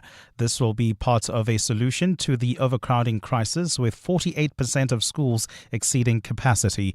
Education MEC Lebogang Maile says the province needs about 200 new schools. To build 200 schools, you'll need 35 billion. And our budget currently is 70 billion rands. 52 billion of that money goes to salaries of educators. What we need to do is to think outside the box and say, how do we deal with these pressures? So we're looking at triple Ps. And the United Nations agencies and local aid groups in Sudan say widespread use of rape and other sexual violence as a weapon of war has led to a massive mental health crisis. Medical charity Doctors Without Borders last month said more than 3,000 survivors of sexual violence, nearly all of them women and girls, sought treatments at facilities and support in North and South Darfur between January 2024 and November last year. Now, the World Health Organization says the high numbers were likely just the tip of the iceberg. The Sudanese army and the paramilitary rapid support forces have been locked in a brutal conflict since April 2023 that has killed tens of thousands and displaced around 11 million people. A partly cloudy day in store for Gauteng with isolated showers expected today. The temperatures are at lows of 7 and 9 degrees, peaking at highs between 22 and 23. And in the traffic, that accident scene that was in Kempton Park along the R21 North is still there, causing delays approaching Pomona Road. There's also queuing traffic along the N3 North between the Geldenhuys Interchange and the Van Buren Road. While traveling in Boksburg, we've got delays on the N12 West. This is between Pretoria Road and Craft Road. The top story this hour, the BMA will be upgrading South Africa's ports of entry to ease traffic congestion.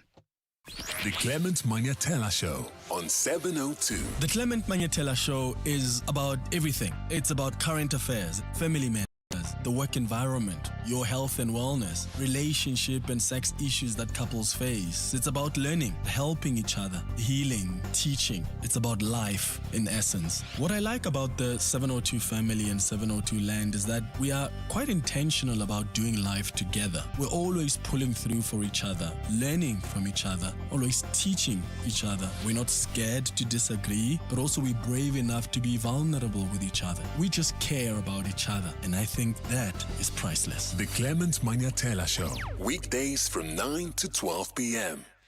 The Audi Open House sales event is now on until the 30th of April. It's the biggest Audi sales event of the year. Get to your closest Audi dealership and you can test drive a wide range of Audi models, explore exclusive limited time offers, and stand a chance to win an Audi Formula One experience. If you've been waiting for the right time to experience Audi, this is it. Visit audi.co.za for more or to book your test drive. Terms and conditions apply. In life's most challenging moments of loss, compassion can be your greatest comfort. You shouldn't have to face the financial burden of losing a loved one by yourself. Rest assured, Clientele's funeral plans pay out cash within 24 hours. You can cover up to 13 family members on one plan, ensuring all your loved ones are taken care of, and 3 children are covered at no additional cost. With Clientele, you're not just buying a plan, you're also buying peace of mind. When the time comes, you will need to make important calls with your 200 Rand airtime you will receive when you claim. Plans offer double accidental death cover, as well as transport, grocery, and unveiling benefits. Apply today, it's easy. There are no medical examinations and no paperwork. SMS funeral to 31586. That's 31586. Clientele Life is an authorized FSP and licensed life insurer. T's and C's online. Standard rates apply.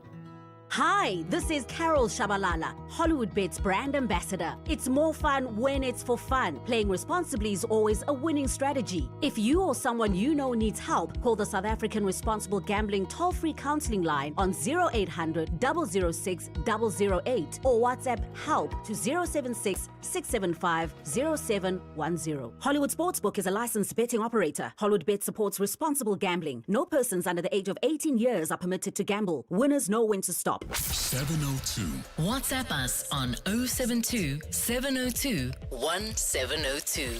Good morning, Ray. As a law-abiding citizen, any person that comes into any country and follow the law and order, that I don't have a problem with.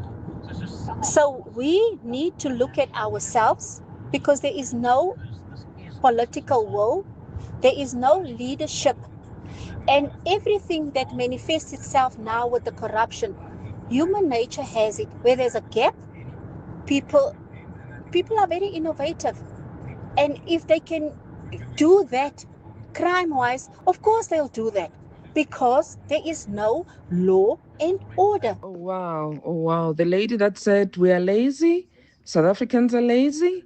Oh, is she a South African? Does it refers to her as well? It's sad that we still have people that think like that. So unfair, very unfair. Good morning, Ray.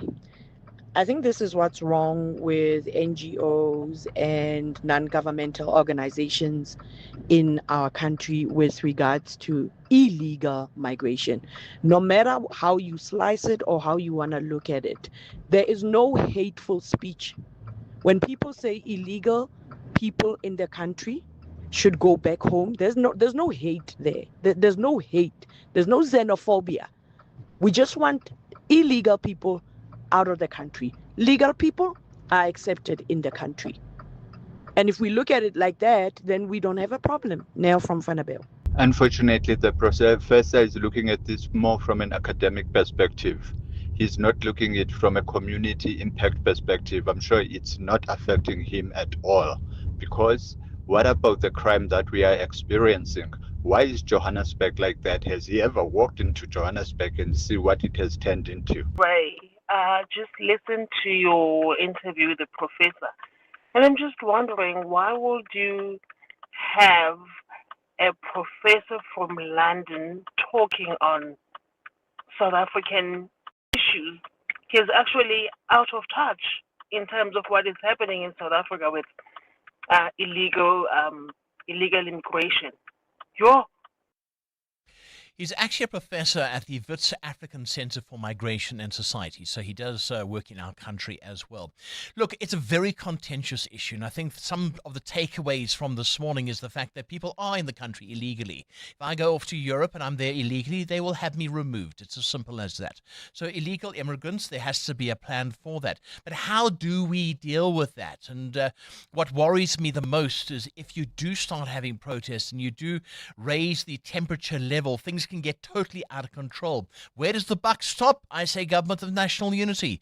I say there has to be a clear plan to deal with this, but deal with this in a way that there's no violence and there's no letting the situation get out of control. That's my 2 cents. What's yours? 072 702 1702.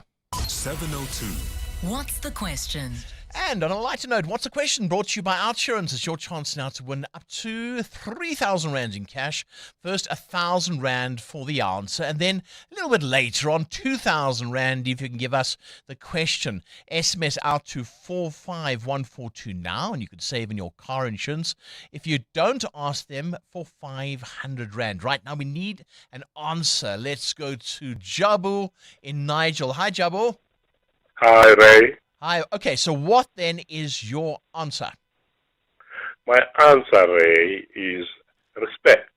Ooh, I like that. It's actually got a nice connotation this morning. Respect it is. Do you have a quote with Outsurance? Yes, I do. Fantastic. You got 1,000 Rands on its way to you, courtesy of Outsurance in 702. Right, so the answer is respect. I hope you've been listening this morning. What then is the question? I will take the fifth caller on 011 883 0702.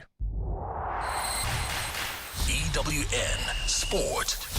Cindy Paluta, 9 goals. Yeah. Where do you ever see 9 goals being scored? You don't. Not since 1960 in a semi-final of the Champions League. That was the last time 9 you goals. looked. Yes. It's a record. It was a record game last night. It was a thriller. It ended with PSG beating Bayern Munich 5-4 in the first leg of their semi-final. PSG led 3-2 at the break, and at the end, Dembele and Kelia had scored 2 goals each in total. It's the first time both teams scored 4 or more goals each in a semi-final as well. Bayern boss Vincent Kompany. The energy didn't change, the energy was there. We suffered, but also we were dangerous. So it's one thing to look at the goals conceded, which normally 5 goals away from home in Champions League semi-final, you're out. But if you look at the chances actually we created, we could have scored more, and that has to give us belief. Tonight, Atletico hosts Arsenal in the other semi-final. Sundowns are second on the table. They're in action tonight, where a win over Polokwane would put them top. Kaizer Chiefs play Sewelele. Ahead of the FIFA World Cup, there's been 2 new red card offences introduced. Players can be sent off for covering their mouths during confrontations with opponents. And they can also be sent off for walking off the pitch in protest at a referee's decision. In tennis, women's number 1 Aryna Sabalenka is out of the Madrid Open. A shocked Hailey Baptista won the match 2-6, 6-2 and 7-6. Obviously incredible being world number 1. Played her a few weeks ago and lost, and I told myself that I felt like I could win the match, and to be able to put it into action a few weeks later is just unbelievable. Yeah, I felt like go big or go home. I wasn't feeling great on my serve, so I just went after it. Baptista will play Andreeva in the semi-final. The men's top seed Yannick Sinner extended his winning streak to 20 matches, beating Laurie 6-2, 7-5, and will play Jordan in the quarters. In the Telkom Netball League last night, the Jaguars securing Gauteng bragging rights, beating the Fireballs 45-38. And at the IPL, South African Donovan Ferreira unbeaten on 52 of 26 at Rajasthan Royals, beat table-topping Punjab Kings by 6 wickets. Cindy Paluta, Eyewitness News Sport. EWN Traffic. Thanks, Cindy. It's 7:45. This EWN Traffic brought to you by the House of Citroen. The all-new Citroen Basalt is here. Book a test drive at citroen.co.za. Right, we had some delays earlier on. Yeah. 1 or 2 crashes. What do we have now? Another accident scene reported on the N12 West, right near Croft Road. Delays from the Jet Park Road exit. Please be on the lookout there. And then heading towards Bedford View, there's roadworks at the Gilchrist interchange. Delays from Edenville Road. This is both on the R24 West and the N12 West. And then traveling in the city of Joburg, we've got delays. This is along the M1 North, right at the double-decker section. Peak time delays there. There's also queuing traffic on the N1 North. That's the November 1 North between Malibongo Drive and Rivonia Road. That's due to peak time delays. I'm also seeing roadworks along the route, so please be on the lookout there and approach with care. If you're traveling in Paulsoft, be on the lookout for some issues on Witkoppen Road. Approaching Rivonia Road, we've got a stop-and-go situation as you approach Rivonia Road exit. That's due to an accident. And then, of course, in Four Ways, we do have delays along Winnie Mandela Drive. This is between Witkoppen Road and Leslie, and that's in the Four Ways area. That's due to faulty traffic lights, and they're causing hectic delays there, so please approach with care. More updates coming up. Stay tuned. There's more EWN on air, online, and on the EWN app. The all-new Citroen Basalt is here with keyless entry, wireless Apple and Android CarPlay. It's made to look good and make life very easy as well. And that 470-litre boot, well, it's ready for every outfit change and then some as well. The all-new Citroen Basalt Coupe SUV from 354,900 Rand. Register now for limited launch deal assist of up to 40,000 Rand. Book a test drive as well today at citroen.co.za. T's and C's apply. 702. What's the question?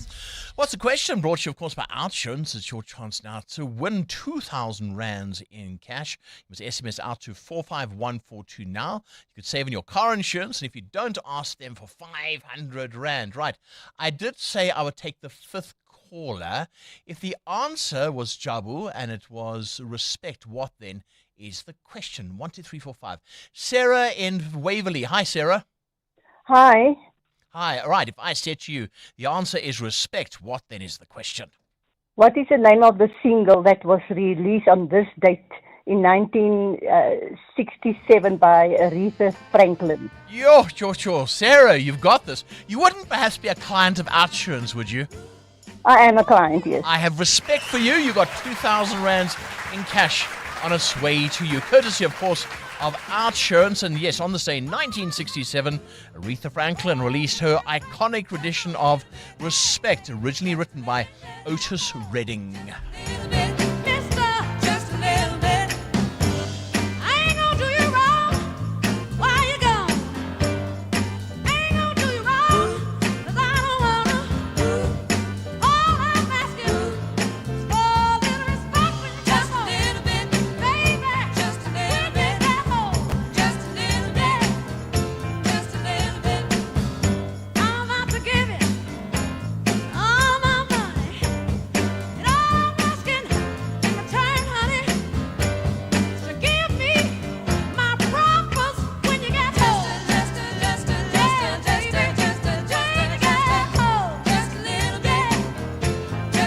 Have some respect this morning for Sarah winning 2,000 rands, courtesy, of course, of Outsurance.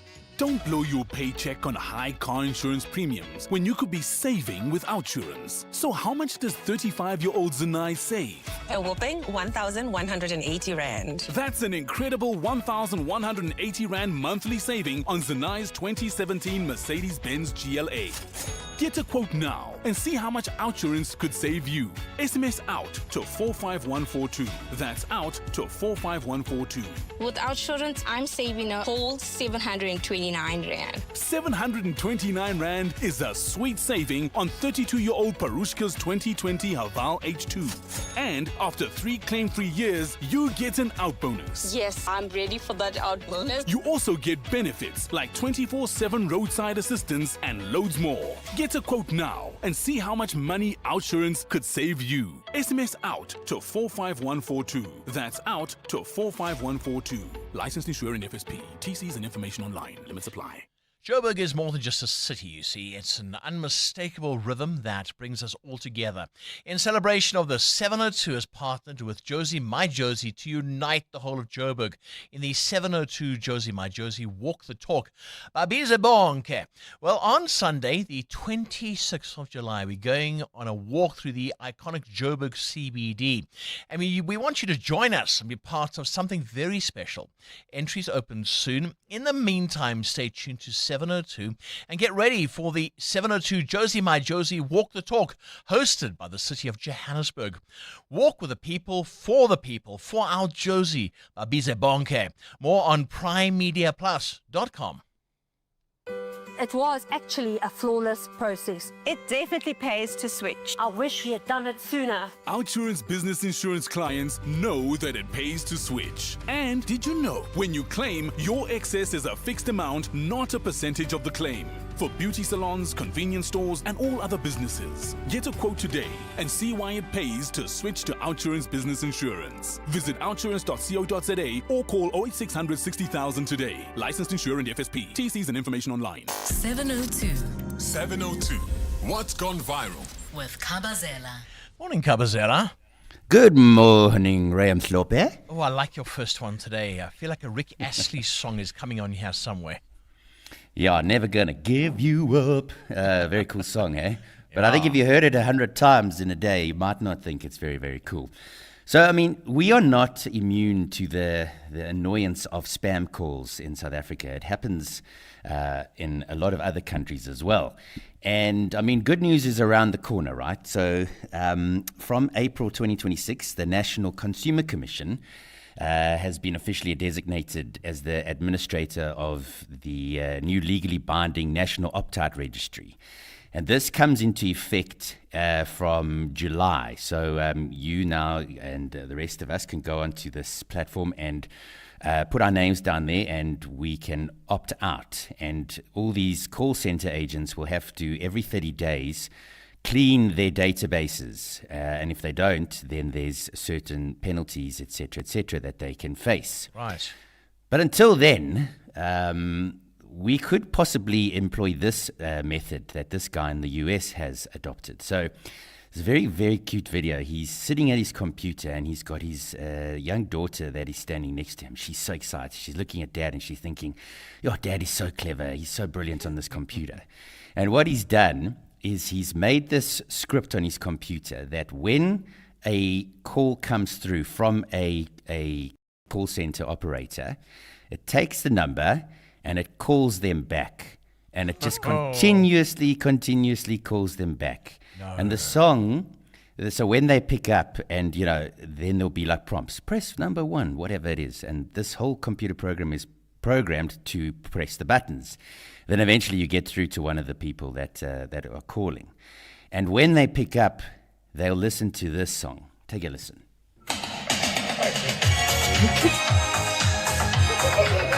So now, and then he hung up. But see, what you don't know about this script, though, is that I have it on repeat. It's a zero loop integer I put in here. So it's going to keep calling them back over and over. It's going to keep doing this forever until they're forced to block my phone number. I'm in two minds about this. I actually, and wait for it, and don't shout at me. I know where you're going. I feel sorry for call center operators because they got a lousy job. I hang up on them every single day. I don't even take the call. I just hit that true caller thing and that's it. But no, if you feel sorry for them, then you should be answering and saying, "No, thank you. I don't need the service today." So. I know. But how awful is that? That's brilliant. It's actually brilliant. So I don't know if it works for him, but that may be a method. And if you're very clever with computers, I'm sure you can do it at yourself. Or just wait until July when we can opt out. But until then, I wanted to have a bit of fun with this. And I wanted to ask the 702 family this morning, if you could pick a song that would call them back, what song would you pick? I thought maybe we could pick this song. Imagine every couple of minutes you getting called by this song and you pick up and this is what you hear. KG, fire it. Oh no. Is it me you're looking for? Oh wow.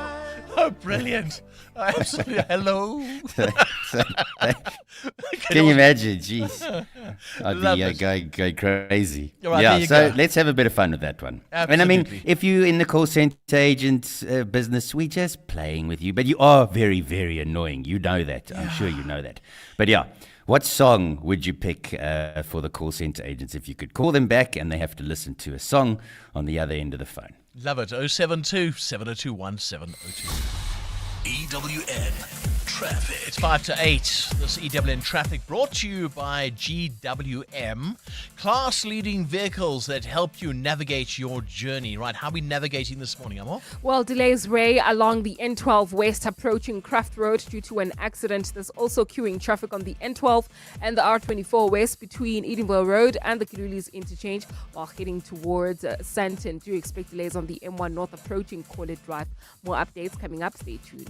There's more EWN on air, online, and on the EWN app. Ever since fuel went up, you've had to endure a lot. Like helping your mom run errands while she tries to help you with your love life. Hi, Bo. Kanti, when are you and Sfiso getting married? Pella, I want grandchildren. Don't let the fuel hike put you under pressure. Get 5,000 Rand towards your fuel when you buy a Haval or P-Series this month. Visit gwm.co.za or your nearest dealer to book a test drive. GWM. Go with more. 702. Feedback with Baphelile Sambo. Baphelile, you've had a very busy morning this morning. We have. Oh, Ray. This morning we asked 702 lenders about their celebrity crushes, and wow, they didn't hold back. I'm going to share mine. Yes. But we had everything from Penelope Cruz, Demi Moore, Connie Ferguson, Bonko Khoza, and a whole lot of mixed and local international stars. I can guess yours. Please do. KG. Start the clock. Yeah, KG's number 2. KG's number 2. Sorry, but I tried. But Chris Hemsworth from Avengers is and will forever be Thor. It's Thor on Avengers. Oh my God, just on Avengers. Like, I like him there, and I think he's the ultimate crush. Okay. I'm not even debating with anyone. I'm sorry. I'll take Chris. Chris Hemsworth. Yeah, he is. He's a good-looking guy. He is very, very handsome guy. But the conversation didn't stay light for too long. We know that we'll be talking to Gauteng Education MEC Lebogang Maile on overcrowding in schools at 8:15. 702 lenders are raising serious concerns about overcrowded classrooms in townships particularly.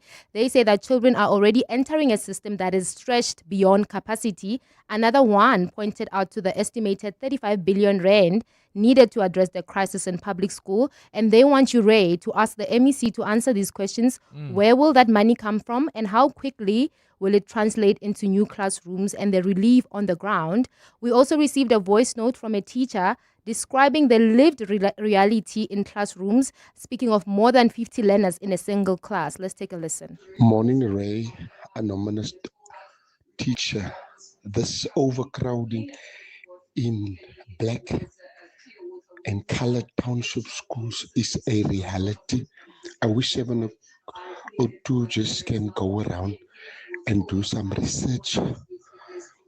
But the numbers is founded at the department, education, district offices. Each school must submit the learner number to the district. So the information is available in the Department of Education because that's how they do allocations. So please, teachers, township schools, colored schools are suffering 50 plus 1, 51 learners in the class and more. 51 learners. I've heard 70 learners. I've heard more than that. How do you give individual attention to one child? It's crazy stuff. My worry is, though, and I'm going to ask the MEC the question is, what schools are you building and when will they be ready? Because this is not a quick fix. Certainly isn't. Yeah. Sure. Okay. There we go. And also as well, talking about illegal immigration this morning. It's been a heated conversation at times, but it's a conversation we have to have. We have to talk about this and find solutions for this because it's not going to go away. Unemployment is just getting bigger, bigger and bigger. So 072 702 1702. Keep your WhatsApps coming. No view is censored. We want to hear what you have to say, no matter what you have to say. But like I said earlier on, just keep it a little bit cool. We're not looking at hate speech. We just want to look at solutions. It's just gone 8 o'clock. This is EWN. Mamloko Kubayi vows action on Madlanga Commission of Inquiry claims, and fuel levy relief extended, but the hikes still loom.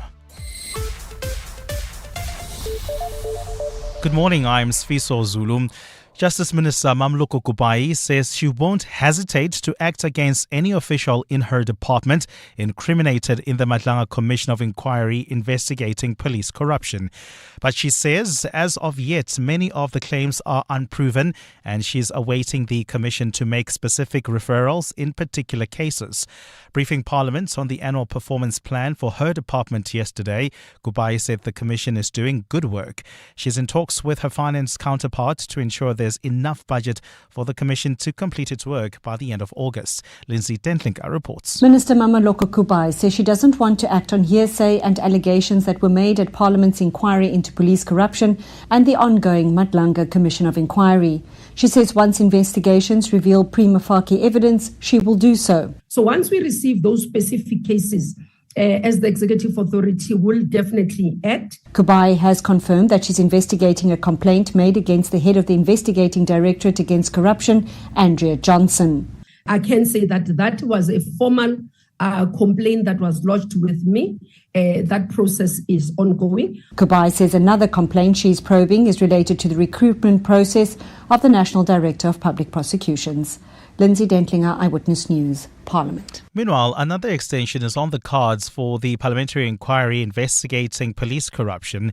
Members of the ad hoc committee have also raised concerns about the lack of resources to finalise, with calls for more legal assistance to conclude a draft report. Babalondenza reports. The ad hoc committee investigating police corruption is currently in its report drafting phase after it concluded public hearings with final witness KZN Provincial Commissioner Nhlanhla Mkhwanazi at the end of March. It met yesterday after weeks due to Parliament's recess at the end of its first term. Members of the committee are still not sure when they will conclude after the deadline was extended to the 30th of April. Committee member Kusela Sangoni Tigo. We also asked earlier, Chair, about the end date. Now, we can't lie, we're obviously very disappointed. We would have hoped that we wrap up this process.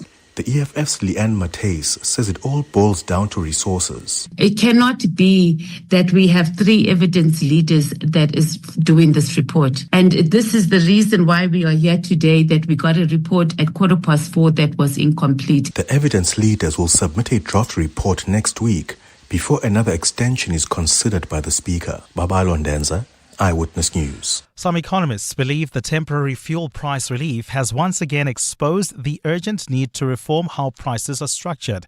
Government yesterday extended the fuel levy reduction by 3 rand per litre for petrol and 3 rand 93 cents for diesel. Fuel prices are expected to go up again next Wednesday following a spike in the oil price due to uncertainty in the Middle East following the war involving the US, Israel and Iran.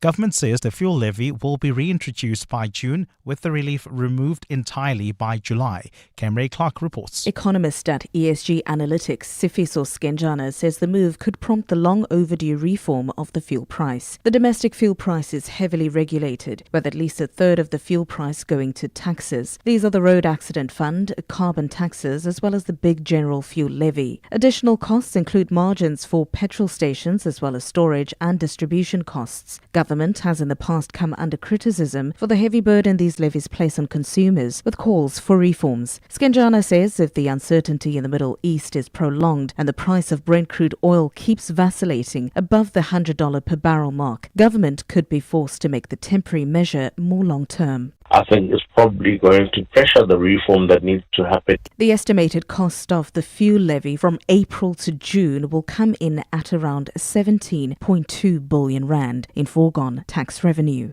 Camray Clark, Eyewitness News. And efforts to end the Middle East war appear to be at a standstill, with the US considering Iran's latest offer to unblock the Strait of Hormuz. Iran has blockaded the waterway, a vital conduit for oil and gas shipments, since the start of the US-Israeli offensive 2 months ago. An Iranian proposal passed along by Pakistan and studied by Washington has laid out red lines, including on nuclear issues and Hormuz. The plan would reportedly see Tehran ease its chokehold of the strait and Washington lifting its retaliatory blockade on Iranian ports while border negotiations continue, including over the question of Iran's nuclear program. U.S. Secretary of State Marco Rubio spoke to Fox News last night about the latest developments. On Saturday, the president canceled the talks in Islamabad, Pakistan. He said just 10 minutes later, the Iranians made a new offer on paper. And it was better. If what they mean by opening the straits is, yes, the straits are opened as long as you coordinate with Iran, get our permission, or we'll blow you up, and you pay us, that's not opening the straits. Those are international waterways. They cannot normalize, nor can we tolerate them trying to normalize a system in which the Iranians decide who gets to use an international waterway. Gold is trading at $4,601.44 an ounce. The rand is at 16.55 to the dollar, 22.35 to the pound, 19.37 to the euro. Brent crude oil is at $111.56 a barrel. And in the traffic, we've got delays on the N12 West. That's between Jet Park Road and the Craft Road exit. There's also queuing traffic on the N12 and the R24 West between Edenville Road and the Kilulis interchange. And in your sport, Mamelodi Sundowns can go back top of the Premiership table tonight if they beat Polokwane. Defending champions PSG beat Bayern 5-4 in the first leg of their semi-final. Tonight, Atletico hosts Arsenal. In tennis, the men's top seed Yannick Sinner's winning streak continues, but the women's top seed Sabalenka is out the Madrid Open. And Donovan Ferreira's unbeaten 52 takes Rajasthan Royals to victory over the table-topping Punjab Kings. A partly cloudy day in store for Gauteng with isolated showers and thunder showers expected. The temperatures will peak at highs between 22 and 23 degrees. The top story in EWN this hour, Justice Minister Mamluko Kubai says she won't hesitate to act against any official in her department incriminated in the Madlanga Commission of Inquiry investigating police corruption. EWN, in touch, in tune, and independent. For the latest, visit ewn.co.za or download the EWN app. 7:02 on on 92.7 and 106 FM. Streaming on the Prime Media Plus app. And on DSTV channel 856. 7 minutes past 8 o'clock. Good morning from me, Ray White, in for Bongles this morning on your 7:02 drive to some going to school today. I think some aren't going to school. They've taken advantage of this long week off. And then, those going to work, though. Some of us do have to work as well, I'm afraid. Lots to talk about as you drive in this morning. Earlier, talking about the march against illegal immigrants in Pretoria. Strong reaction to that. March is planned for Johannesburg as well. I'll be talking shortly then to Gauteng Education MEC, Lebogang Maile, asking him about crowded classrooms. Asking what's the plan. We've had so many WhatsApps coming in this morning talking about that. Earlier, Kabazela asking if you got the chance to call a call center agent back. Because sometimes they call you and they really harass you. What song would you use? And they had this guy playing this Rick Astley song, Never Gonna Give You Up. And it kept going back at the guy. So they would call the call center agent and play this again and again. And some of these suggestions for songs to play, Lionel Richie, Hello, is it me you're looking for? So anyway, what song would you play? Having some fun this morning. Our shout out this morning, who's your favorite movie crush, or who was your movie crush, or someone you saw on TV and you thought, oh, that person's just divine.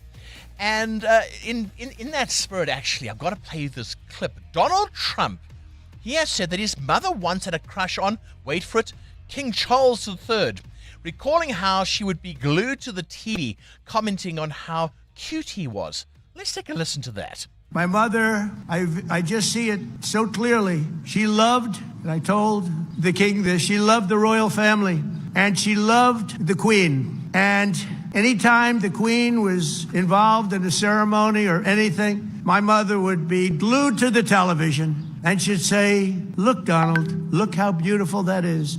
She really did love the family. But I also remember her saying very clearly, Charles, look, young Charles, he's so cute. My mother had a crush on Charles. Can you believe it? Amazing how, I wonder what she's thinking right now.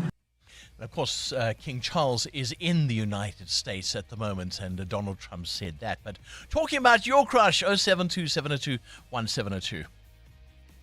Join us. Let's walk the talk. This is 702. Now, we've been talking about illegal immigration in our country, and Action SA leader Herman Mashaba joins us now.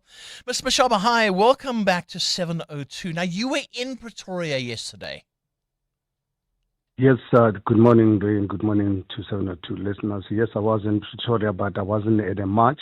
I was at the Minister of Police dealing with this issue of illegal foreign nationals causing havoc in our country. People are called criminals. And I just listened to your so-called professor and an expert commenting on something that he read in the book, forgetting that South Africans have got lived experience. There's people marching and complaining they're using that democratic right against the government that does not really care about their welfare. And I think for some of us, we take serious exceptions to people to taking the frustration and the suffering of our people as if it's an academic matter. I don't think he did, Mr. Mashaba. I beg to differ with you. I don't think he did. I think he was talking about the causes of what's behind it. He was also looking at how do we stop this from happening, because it is a major problem. We're looking at a huge unemployment rate that grows by the day. I will ask you, we do have a local election coming up. How do we stop this? What would be your solution? I know what you did in Joburg, there were, with the illegal immigrants, but what would you do in 2026? Well, I can tell you, when people of Johannesburg give me the mandate to be the mayor of the city of Johannesburg, I can tell you, and I would want to declare it openly, within the JMPD, we're going to have a special unit that is going to deal with illegal undocumented foreign nationals. We are going to arrest them, take them to Home Affairs for mass deportation, because they're not going to be welcome in the city where people have given them the mandate to lead. Would you do something like the United States with ICE? Would you be quite aggressive about it? We will use whatever available to us to deal with the matter. But we are not going to be kinder to it. We are not going to use Ubuntu principle. We are going to use the rule of law to deal with this matter because it's getting out of hand. Ray, the reason why I was in Pretoria yesterday, I have a family in Forstores where their son has been missing since the 2nd, and our criminal justice system completely captured by these criminals. So where I'm dealing with cases of our people running small shops in our communities. Yeah. They get killed by these criminals, and anyone expecting us to keep quiet. And one of the things that I take serious exception to the professor is that he confines illegal immigrations to our neighboring countries. South Africa is sitting with the illegal, undocumented illegal immigrants from as far as Pakistan, Bangladesh, China, United States, Britain, and so forth. So South Africa is actually a World Cup of crime. The international crime syndicates have identified this country as the playground. And we have the government that always wants to listen to United Nations, as if this country is run by the United Nations. People of South Africa did not vote for the United Nations. People of South Africa are going to exercise their rights to make sure that this deaf government actually it's removed, put in a government that can deal with this cancer of illegal immigration in our country. Ms. Mashaba, thank you so much for calling in this morning. That's Action SA leader Herman Mashaba. What are your views? 072 702 1702, or perhaps just give us a call, 011 883 0702. EWN Traffic. 14 minutes past 8 on this EWN Traffic, brought to you by Outsurance. You can SMS out to 45142 now.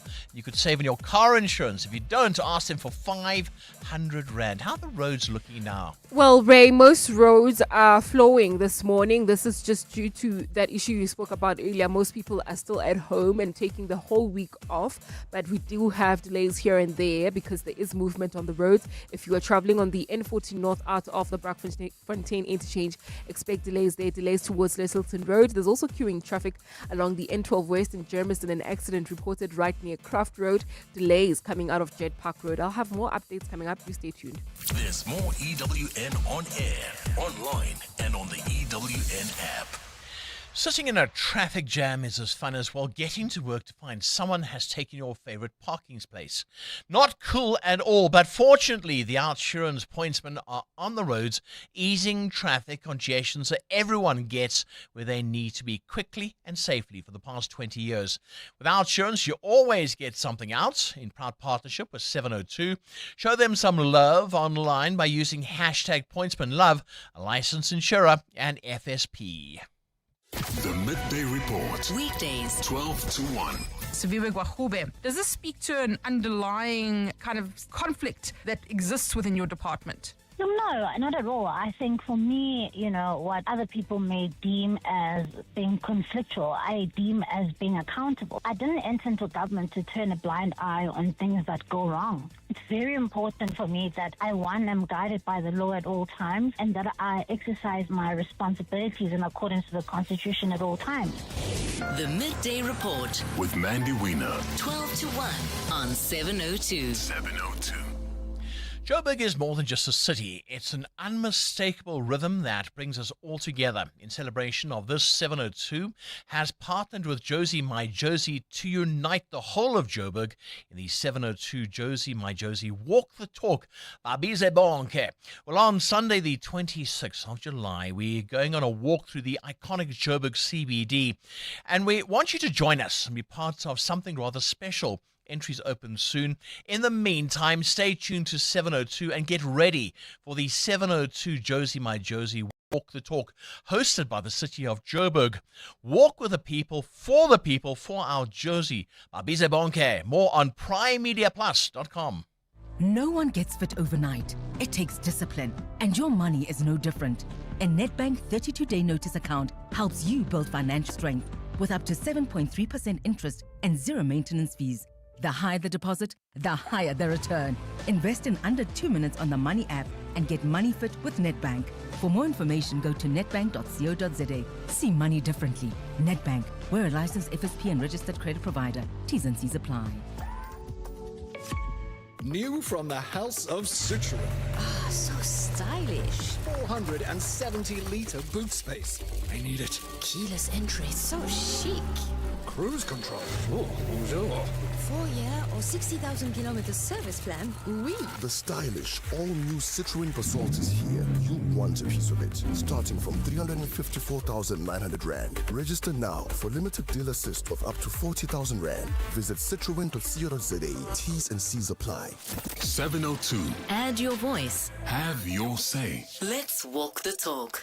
Right, so Gauteng's classrooms are bursting at the seams. Across the province, nearly half of public schools are now operating beyond capacity, more than half struggling to contain a tidal wave of more than 2.8 million learners, a number that grows by roughly 50,000 every single year. We've had WhatsApp after WhatsApp, phone call after phone call about this. Joining us is Gauteng Education MEC Lebogang Maile.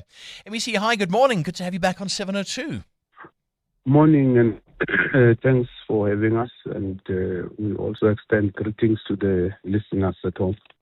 You've got some very angry listeners this morning. They're saying that classes are 50 plus. Someone said 70. Someone actually said 100.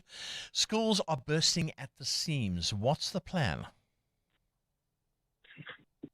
Well, first thing is when we came in, we gave a synopsis on the state of education. And one of the things we said was that in 1995, and we make reference to 1995 for a specific reason, that's when 19 different Department of Educations were being consolidated. In 1995, we had 1.4 million learners in the system. Now we've got 2.8, as you have said.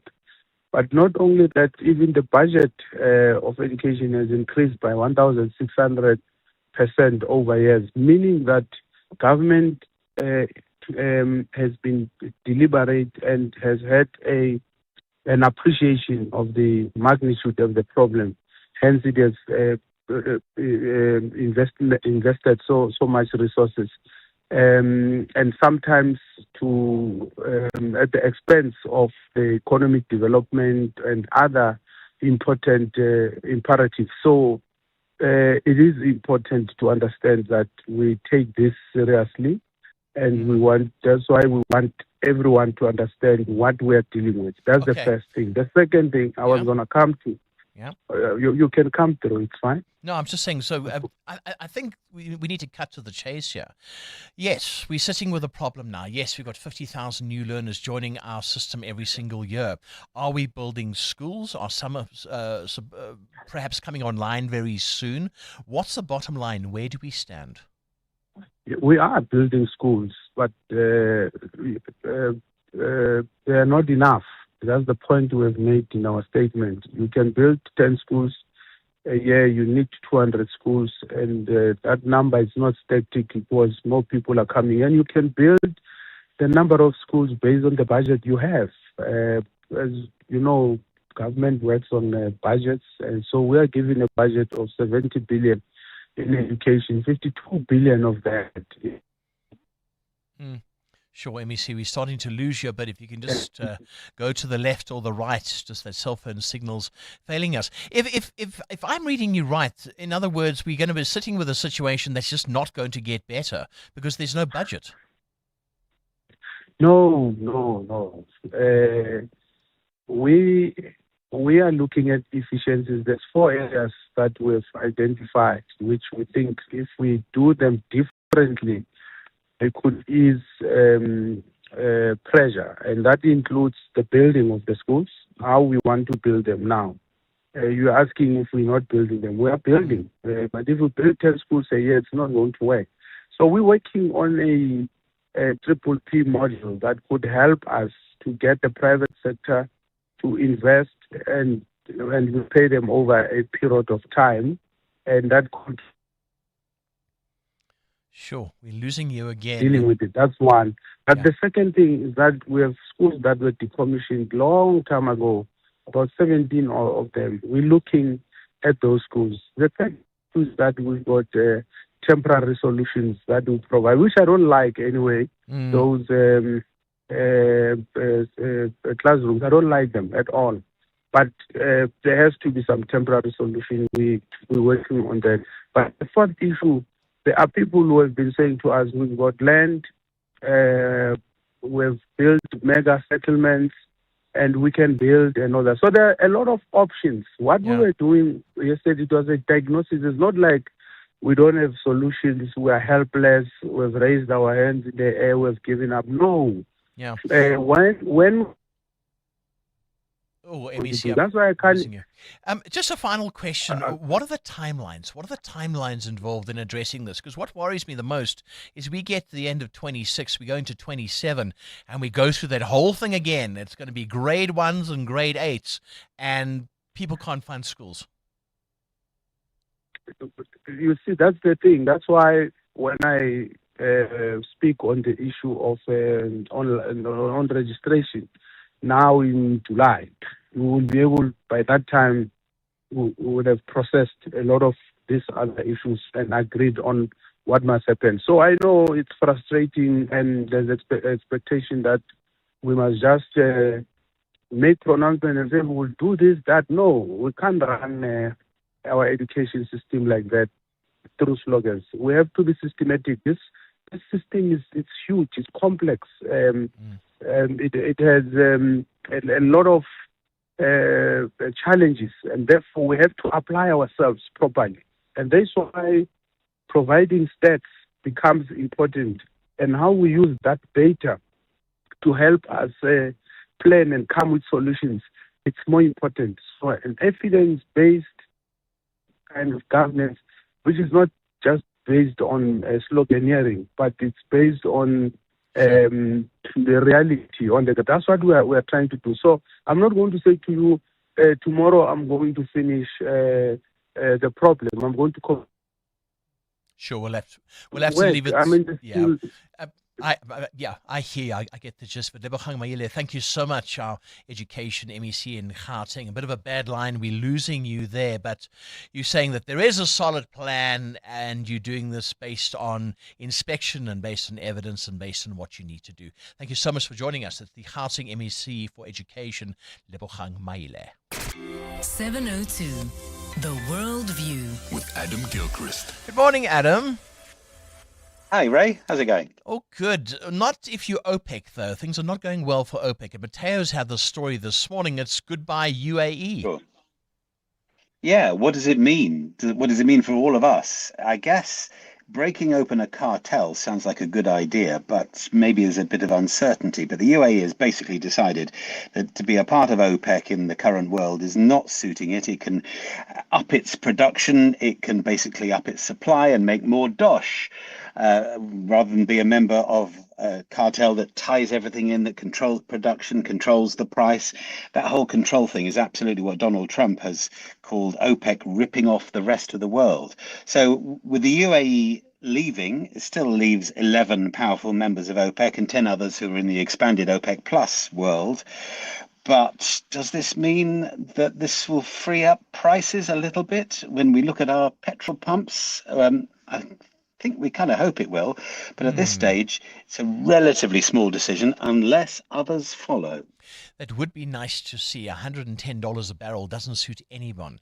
Now, speaking of the Strait of Hormuz, I see a Russian super yacht when sailing through on Saturday. Yeah, and this is a boat you cannot miss. 142 meters long, worth $500 million. It's owned by Russia's richest man. Technically, it's not. Of course, technically, it's through a firm that is owned by his wife. But we know there are tax reasons behind that. Anyway, the steel and oil magnate Alexei Mordashov is the owner of this huge yacht, multi-decks, pool, cinema, helipad, board submarine. I mean, who hasn't got one of those? And it sailed through the Strait of Hormuz from Dubai to Oman, one of the very few to have done this, not be stopped by Iran or the United States. Of course, this follows some high-level talks by Iran in Moscow. We can put two and two together on that. But there is this thing about Mordashov. He appears to be a bit Teflon because this same boat appeared in Hong Kong and the Maldives, and given all the sanctions against him and his possessions, it should have been seized in either Hong Kong or the Maldives. Yeah. And now, who turned a blind eye? Whose palm was greased as it ended up in Muscat in Oman? I mean, it's amazing to think, isn't it? The super rich seem to have different laws. Yeah. Interesting stuff. Here's a solution. We've got problems in our country with baggage handlers who go and steal from people's baggage at airports. It happens from time to time. But Japan's got robots. I think this is so interesting. Yeah, they are going to employ humanoid robots, so robots in our kind of own image a bit. And Japan Airlines is looking at potentially employing thousands of them. 4,000 people currently do the work of emptying cargo containers and baggage handlers and so forth, specifically for Japan Airlines. And I was skeptical, but actually this will ease the workload because they have, like a lot of countries, an aging workforce. And Japan also has virtually no immigrants who would come in and do more manual jobs, perhaps. So, with a sharp increase in tourism, they need more hands-on, or in this case, sort of robotic claws on. The airline hopes that these robots ultimately will also not just do the baggage handling, but clean cabins, operate ground support equipment, maybe also security patrols and retail jobs. They're already in nursing homes in Japan. And I guess it also solves the problem, apart from the stealing, is that you also don't have to tip a robot, do you? Unless, of course, they're all very AI, in which case they'll learn to steal and learn to take tips. Don't give them any ideas. Let's hope not. We'll have to leave it there. That's Adam Gilchrist and The Worldview. EWN Business. Morning once again to Mateo. Now here's a story. Canal Plus to list on the JSE. Yeah, another interesting move here. French media group Canal Plus, the global media and entertainment group that took control of MultiChoice last year, will list on the local market. The media firm has confirmed it will conduct a secondary listing on the JSE on the 3rd of June, becoming the first French company to do so. Now, the inward listing remains subject to final approval from stock exchange officials. Now, a secondary listing is the listing of a company's shares on a second stock exchange in addition to its primary exchange to increase liquidity, raise capital and broaden its investor base. Now, the JSE listing will run alongside Canal Plus's primary listing in London. This will fulfill a commitment the company made to the South African competition authorities as a condition of its acquisition of MultiChoice. The French media firm said the listing would enhance the long-term liquidity and tradability of its shares and give South African investors exposure to a global media business with operations in more than 70 countries and more than 40 million subscribers.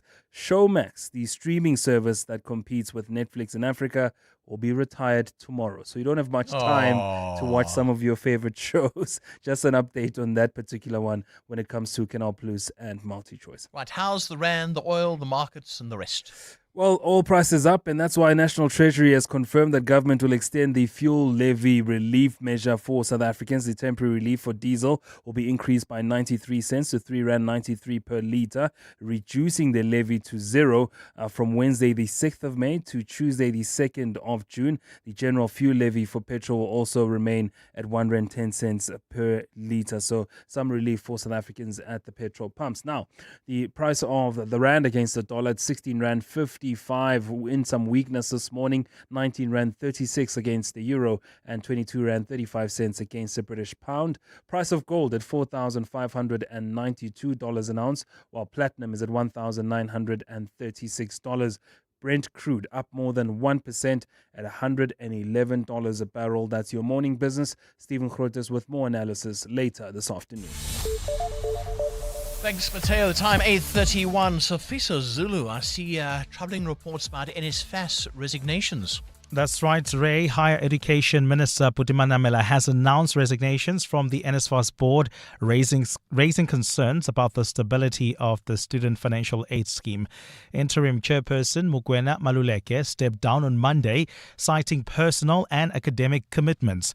Board member Karabo Mohale has also resigned, having chaired the Human Resources and Organizational Development Committee. Mohale flagged challenges including the need for organizational redesign, stronger executive capacity and improved governance systems. The ministry says these and other resignations have reduced the number of voting members, impacting the board's legal standing. Monama spokesperson Matsepo Sidat says the minister is assessing the knock-on effects. As part of this process, the minister has initiated a formal engagement with the remaining board members. Individual correspondence has been issued, affording them an opportunity to make representations within a defined time frame on the current governance position and on any lawful and practical alternatives available to ensure institutional stability. Motorists in the Johannesburg CBD are advised to expect traffic disruptions today as civic group March and March takes its protests against undocumented foreign nationals to the Gauteng legislature. More than 500 people are expected to march from Berea. Routes that will be affected include Jeppe Streets, Rahima Musa and Love Day Streets between 9 a.m. and 3 p.m.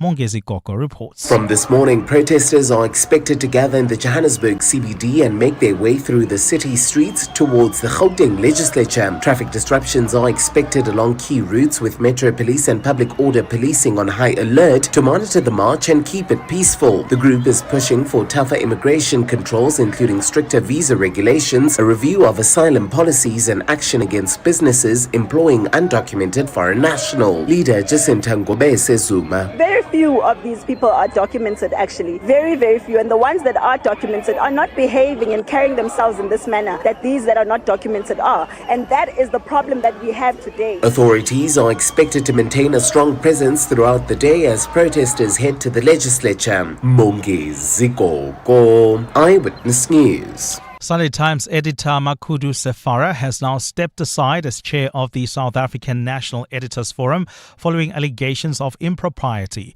The claims relate to a 1.5 million rand grant from the National Lotteries Commission meant for a media project in 2018. Instead, the SIU says 500,000 was pocketed by a company linked to Makudu Safara, while a further 900,000 rand was allegedly misappropriated by Black Dangery, owned by Daniel Malachi. Gosnati Malingamnisi reports. The management committee of the South African National Editors Forum met urgently yesterday to consider a special investigating unit report implicating its chairperson Makudu Safara. Safara has agreed to step aside while he responds to the allegations. The move comes shortly after Arena Holdings, owner of the Sunday Times, placed him on special leave. Safara denies the claims, saying allegations that funds were diverted for personal gain are false and damaging and are an attempt to generate publicity using his name. In a statement, he says Daniel Makwela asked him to organize a community media training workshop in 2018 at the Birchwood Hotel. He's shown evidence, including receipts, to refute the claims. Safara adds that his company, Unscripted Communication, operated independently. Meanwhile, both Arena Holdings and Sanev have launched internal investigations. Kosi Khona Malingamnisi, Eyewitness News. And an image of US President Donald Trump will soon appear in some US passports. Trump would be the first sitting president in the US featured in America's travel documents. The State Department says it would offer the limited edition passport to mark this year's 250th anniversary of the Declaration of Independence. The department, which has historically viewed itself as outside US partisan politics, posted on social media a sample of the passport, which features a stern-looking Trump superimposed over the Declaration of July 4, 1776. Trump's signature in gold lies underneath.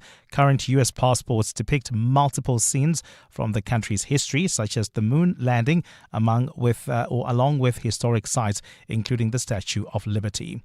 A partly cloudy day in store for Gauteng, with isolated showers expected. The temperatures are at lows of 7 and 9 degrees, peaking at highs between 22 and 23 degrees.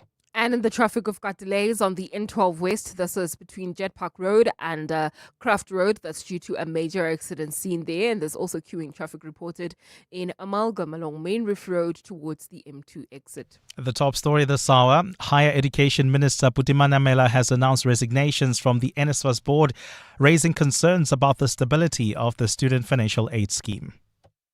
You are not dreaming. You are repeating.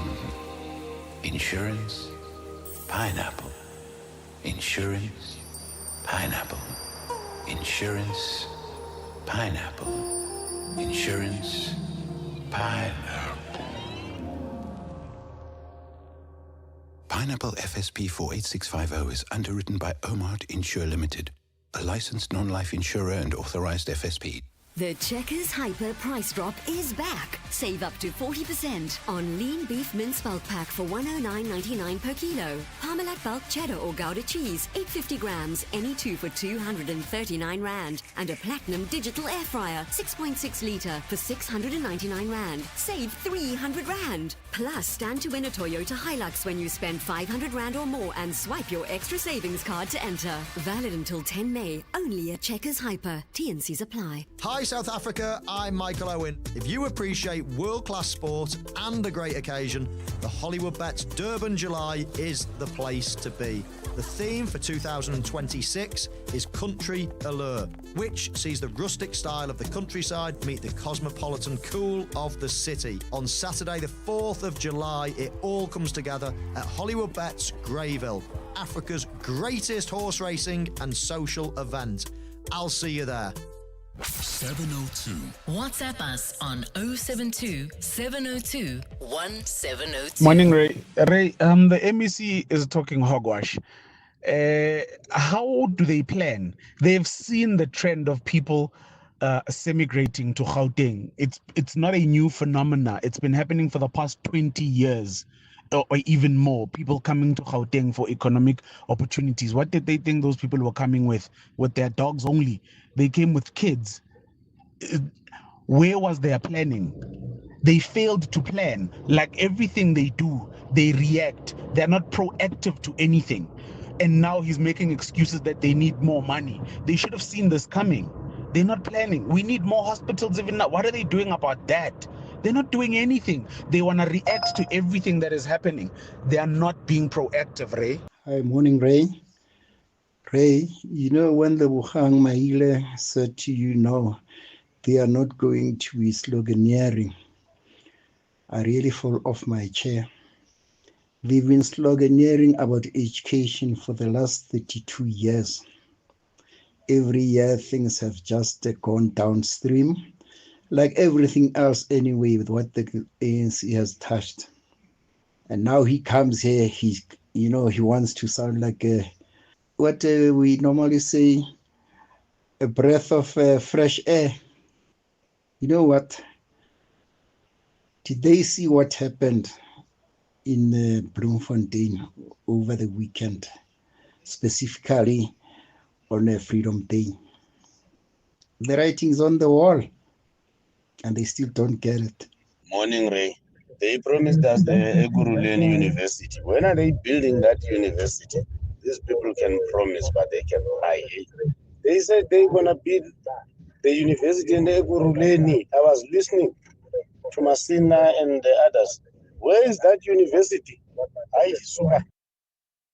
Yeah. I agree with you. Where is that university? I know their plans are underway to build it, but where is it? I think if any lesson can be learned from load shedding is that this country of ours is expanding at a massive rate. I remember Francois Pienaar saying something like, Cindy, 40 million South Africans were watching us, blah, blah, blah. That was 1995, okay? We got 66 million now. That's 26 million more South Africans. And you're right, what about foreigners have entered the country as well? That also adds to the pressure, shows how we are expanding. And if you don't expand to politicians in your planning, this is what you're going to get. We've got a massive problem. 50,000 new pupils entering these, growing in the school kind of syllabus and growing in our schools every single year. If you don't take that into account, well, you are going to be absolutely lost. And you're going to get an angry reaction, which is what you got this morning. EWN Sport.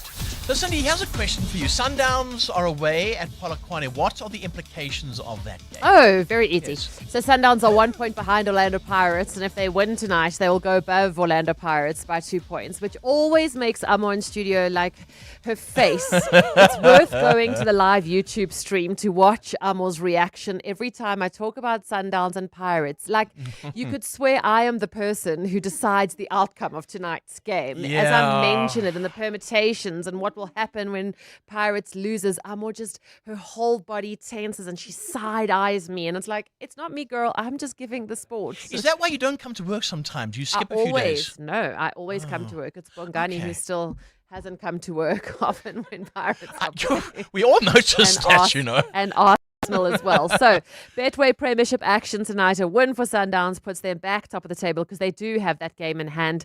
Also tonight, Kaizer Chiefs are playing Sibolele. And you might say, well, Chiefs are third, but remember they've got that Confed Cup spot to secure for themselves, so they will want to win there.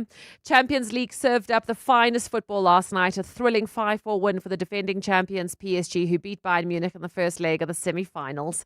Dembele and Kelly scoring 2 goals each in the end. Bayern boss Vincent Kompany. I've seen it before. It's football. It's life. Keep going. I've seen them turn around as well. The problem is if you got nothing in the game, then it's hard to make a case to say that you can still turn it around. But if you're as dangerous as we were during this game, then I feel like it's just about getting your head back in the game and just try and put the chances away. Tonight, Atletico host Arsenal. Gunners captain Martin Odegaard. I mean, it's the best part of the season, so everyone is up for it. Everyone is excited. We know what we play for, and tomorrow is another great opportunity for us to do something special. And we know what's there, and we just have to enjoy it and be ready for it and take all the lessons, from the past and bring it into this end of the season. And I'm sure we're going to do that. And looking forward to it. 2 new rules ahead of the World Cup. Players can be sent off for covering their mouths during confrontations with opponents, and if they walk off the pitch in protest at a ref's decision. In tennis, mixed fortunes for the top seeds of the Madrid Open. Jannik Sinner extended his winning streak to 20 matches. He beat Norrie, but Arina Sabalenka was knocked out in the quarterfinals by Hailey Baptista. Baptista will play Andriva in the semi-final. Akani Simbini could be in doubt for the World Relay Championships this weekend in Botswana. Simbini pulled up injured midway through the 100-meter final at the inaugural Simbini Classic meeting last night. He limped off the track. In the Telkom Netball League, the Jaguars secured Gauteng bragging rights. They beat the Fireballs 45-38. And at the IPL, South African Donovan Ferreira on fire, unbeaten on 52 off 26, taking the Rajasthan Royals to a 6-wicket win over Punjab Kings, who up until that point were unbeaten. Cindy Paluta, Eyewitness News Sport. Evolution doesn't wait. Introducing the Changan Uni S. Unexpected, unmistakable, uncompromising. Engineered to a higher standard, unlike anything in its class. Unsurprising really from China's oldest automaker. Trusted by 30 million drivers worldwide. Visit chang'anmotors.co.za for more. The Changan Uni S. Changan, driven to evolve. Mzansi Ballet proudly presents Heal the World, an inspiring new ballet set to the iconic music of global legend Michael Jackson. Choreographed by South African prima ballerina and award-winning choreographer Angela Reddy, in collaboration with the renowned Mexican guest dancer and choreographer George Wade, this powerful production celebrates dance as a force for connection, healing and transformation. It tells a deeply human and emotionally charged story of resilience and self-discovery. Heal the World runs from 13 to 7 June. That's 13 May to 7 June at the Peter Tureen Theatre at Monte Cassino. Get your tickets now through Web Tickets. EWN Traffic. 48 minutes to 9 o'clock. Amo, what's happening with your traffic news? Well, Ray, we do have delays on the N12 West. This is between Jet Park Road and Craft Road. An accident reported there. And there's also queuing traffic reported in four ways along Winnie Mandela Drive approaching Monte Cassino Boulevard. That's due to faulty traffic lights there. please be on the lookout and approach with Ken. If you're traveling in the CBD, do remember that protest that's meant to take place within the inner city area. So please be on the lookout and try to avoid. Your best route this morning is to use the M2 as well as the M1 North, depending on which area you are going to, but try to avoid the inner city CBD this morning. We'll have more traffic updates at the top of the hour. Stay tuned. There's more EWN on air, online, and on the EWN app. When you feel like your immune system needs some extra support, Flugon Plus helps support your immune system every day with zinc, vitamins, minerals, herbal extracts, and 1,000 milligram of vitamin C. So whatever the day, weather, or season, this pleasant tasting orange flavor effervescent keeps you going with that extra support 365 days a year. So make it part of your daily routine and stay on with a Flugon Plus. The pain of losing a loved one is never easy. It will leave you feeling overwhelmed. At Clientele, we understand that bearing loved ones with dignity truly matters. Our funeral plans pay out cash within just 24 hours, and you receive 200 Rand airtime when you claim to make those important calls. Plus, we cover up to 13 people on one plan. SMS funeral to 31586. That's 31586. Clientele Life is an authorized FSP and licensed life insurer. T's and C's online. Standard rates apply. Gauteng is currently experiencing high water consumption. To avoid water interruptions, residents are urged to use water sparingly to allow equitable supply. Act now. Save water. Every drop counts. This message is brought to you by the Department of Water and Sanitation, Rand Water, Gauteng Provincial Government, City of Johannesburg, City of Tshwane, and City of Ekurhuleni. Coming up on the Clement Manatella Show on 702. He's in the hot seat this morning between 9 and 12. Clement Manatella, so nice to see you in person. Good to see you, Razor. This is what you look like. I listen to you every day. This is what you look like. This is, I do. Yeah. You know how it's shocked people? Do you get people who see you and who listen to you on the radio and they get shocked that you look the way you look? Yeah, the other day somebody was, I made this video on the Middle East and they went out on our website and somebody said, he's so old. Yeah. How did this guy get so old? I'm like, excuse me. But yes, you also get that. Yeah, I get that a lot. So I once met someone who said to me, they saw John Pellman on the website and they saw me and they thought John is actually quite younger. They thought John is like 30. They thought I was like over 40. Oh my word. Oh my The word. way I sound on the radio until they, yeah. of course, saw our pictures. So, gosh. Anyway, this is how we look like. So coming up on the show today, we're going to start with the 702 open line and there's a lot going on. Oh, yeah. So we'll reflect on the Sunday Times editor who is now on special leave because of what the SIU has come out to say about a company that he owns that received about R500,000 Rand from a guy who received funding from the National Lottery. So we'll try and make sense of that. We've asked him to come and join us, waiting for his response, but we've asked the SIU as well to come. And then there's a story about the Minister of Social Development, Sisisi Tolashe. This woman has been going from scandal after scandal. Oh, and yeah. the fact that our president is sitting... Why? Doing nothing about it, unless there's something happening in the background we don't know about, is actually quite concerning. But this time around, remember there were those vehicles that were donated to her by the Chinese, 2 luxury SUVs. She claimed that those vehicles were not hers, they were actually belonging to the ANC Women's League. She's the president of the ANC Women's League. So if they belong to the ANC Women's League, why did you give them to your children to use for years?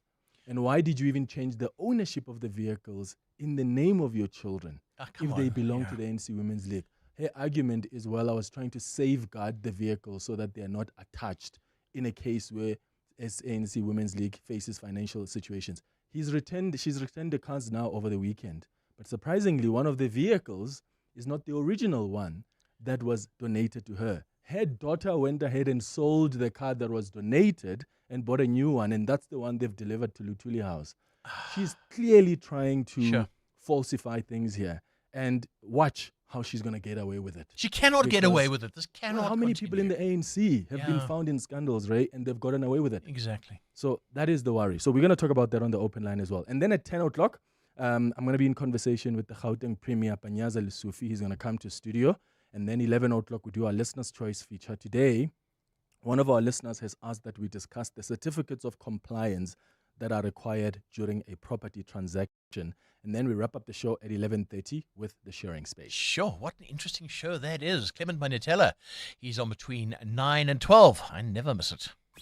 The Midday Report with Mandy Wiener. The Midday Report at its heart is a current affairs show, but it really is a show about everything you need to know about and everything you didn't know you needed to know about. Our listener is sharp, plugged in, curious, has developed opinions, but is still open to learning new things. My favorite part is how witty, sharp, and funny our listener is. What we cover every day is breaking news, current affairs, politics, the courts, global developments, science, education, popular culture, sports, books, and of course, good things too. I like to think of it as a lunchbox with a little bit of everything. What I love about 702 Land is that it is full of energy. There's always something happening, a developing story to follow. But it's not parochial. The 702 family cares about what is happening in the world around them and how we plug into that. The Midday Report with Mandy Wiener. Weekdays from 12 to 1 p.m.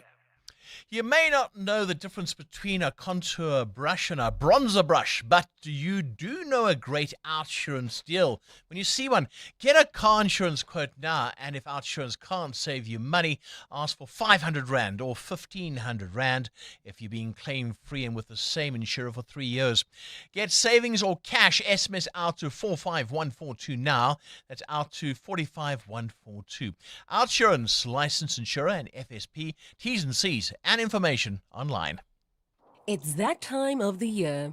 Sore throats, congestion, wet and dry coughs, pain and fever. For trusted relief for you and your family, ask your pharmacist to recommend a winter survival pack from the Adcock Ingram OTC range. With products like Medikil A, Expigen, Corenza Parac, Adconapamol, Dilinct Junior and more, we have you covered this winter. Remember, Adcock Ingram OTC, sponsors of Brave. 702 family, we value what you think and who wants to hear it face to face. Well, on Thursday, the 30th of April, we're opening up our studio doors to 702 listeners who'd like to share their thoughts on the station. Your feedback, your ideas, it all matters to us. Everyone who joins us will get a full studio tour. Come see where the magic happens, of course. If you'd like to join us, send an email to contact@702.co.za. Join us. Let's walk the talk. This is 702. I'll put it to you this way. 2 nights, 1 stage, 50 years of legacy. The rebirth of Ubuntu returns to the Johannesburg Theatre on the 29th and the 30th of May. A celebration of South African culture, music, and the power of youth. And you know what, Billy? I could continue reading this intro, but I'm not going to because she's sitting right in front of me. Welcome to 702. Thank you so much. Good morning, Ray. Right, you've got quite a cast here. I mean, you've got Lyra stepping up. She's doing Miriam Makeba, am I right? Yes, absolutely. Wow. Yeah. Take us to the rest of the cast. Vusinova, he's doing like Itube. And I got Jimmy Lulu. Jimmy Lulu is our honorary, artist this year.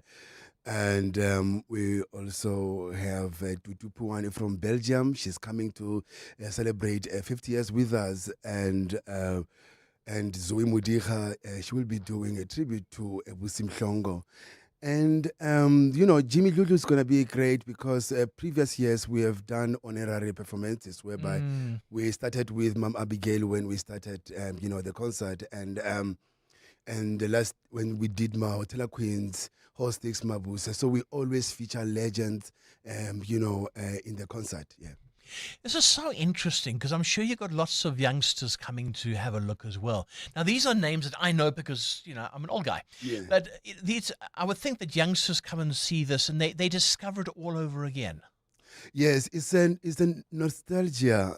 It gives that a nostalgic experience. Many people, when they come there for the first time, they wish that their parents were there. They're like, "Oh, Billy, I'm coming tomorrow. I'm bringing my father. I'm bringing, And also in the lineup, we also want to include people who are connected to the younger generation, like the Zoe Mudicha and so forth. Last year we had people like the Berita and so forth. Yes. So what inspired you then to create the rebirth of the Ubuntu concert? I mean, what inspired you to do this? We want to, everything, it is becoming, is coming back to fashion, and we want Ubuntu to return to its fashion. We celebrate cultural diversity and the legacy. So we wanted to preserve the music that it gave people of South Africa hope. And these are the songs that they were composed and written by cultural activists like Miriam Makeba, Jonas Gwangwa, Kefa Seminya, you name them. So we're returning back that music that conscientized our people. And also we saw that the nation is divided, and the musicians, we as the artists, we should be the mouthpiece of the society.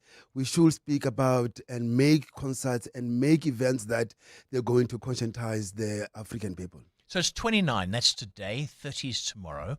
Why just 2? It's 2 because of economical support. Oh no! If I had a strength of economics, I would have done it the whole week. And the plan is to do it the whole week so that we have also gospel, we have kwaito, we have all various. Because remember, when we talk about 50 years, we need to also include kwaito. We need to include music that shaped this landscape where it is today.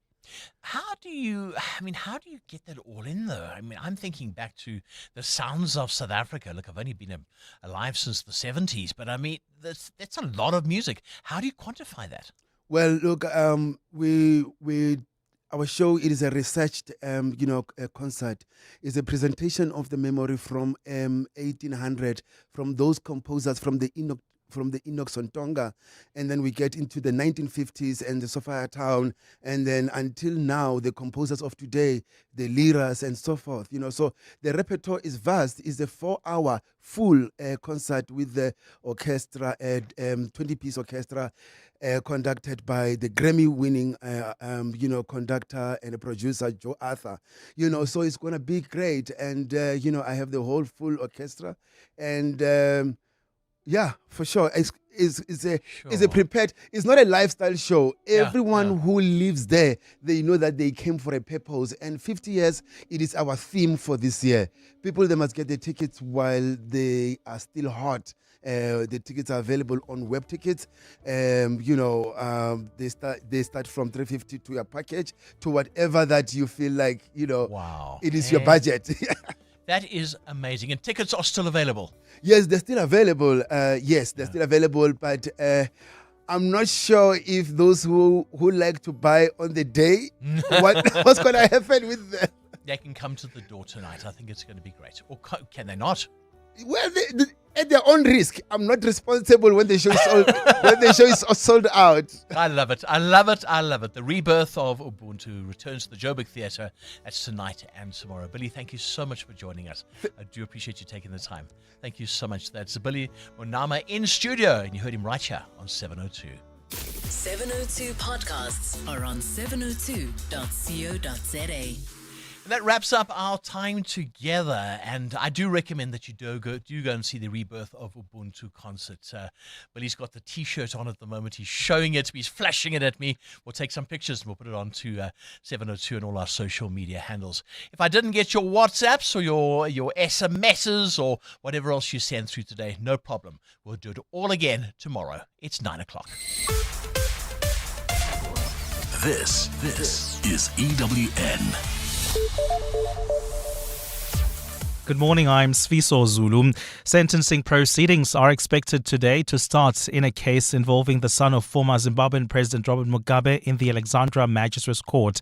Bellarmine Mugabe and his co-accused Tobias Matonodze are expected or are accused in relation to 2 incidents, one of which involves shooting an employee at their Hyde Park residence in February. The state has argued for lengthy direct imprisonment, saying despite pleading guilty to some charges, including attempted murder and firearm violations, they have not revealed the weapon used in the case. The court has subsequently been told that the victim was paid in attempt to make the charges go away. Kemre Clark reports. After weeks of delay and without a plea agreement with the state, the DO brought a Section 112 of the Criminal Procedure Act application that allows them to enter a guilty plea. In mitigation of sentence, the defence argued that a suspended sentence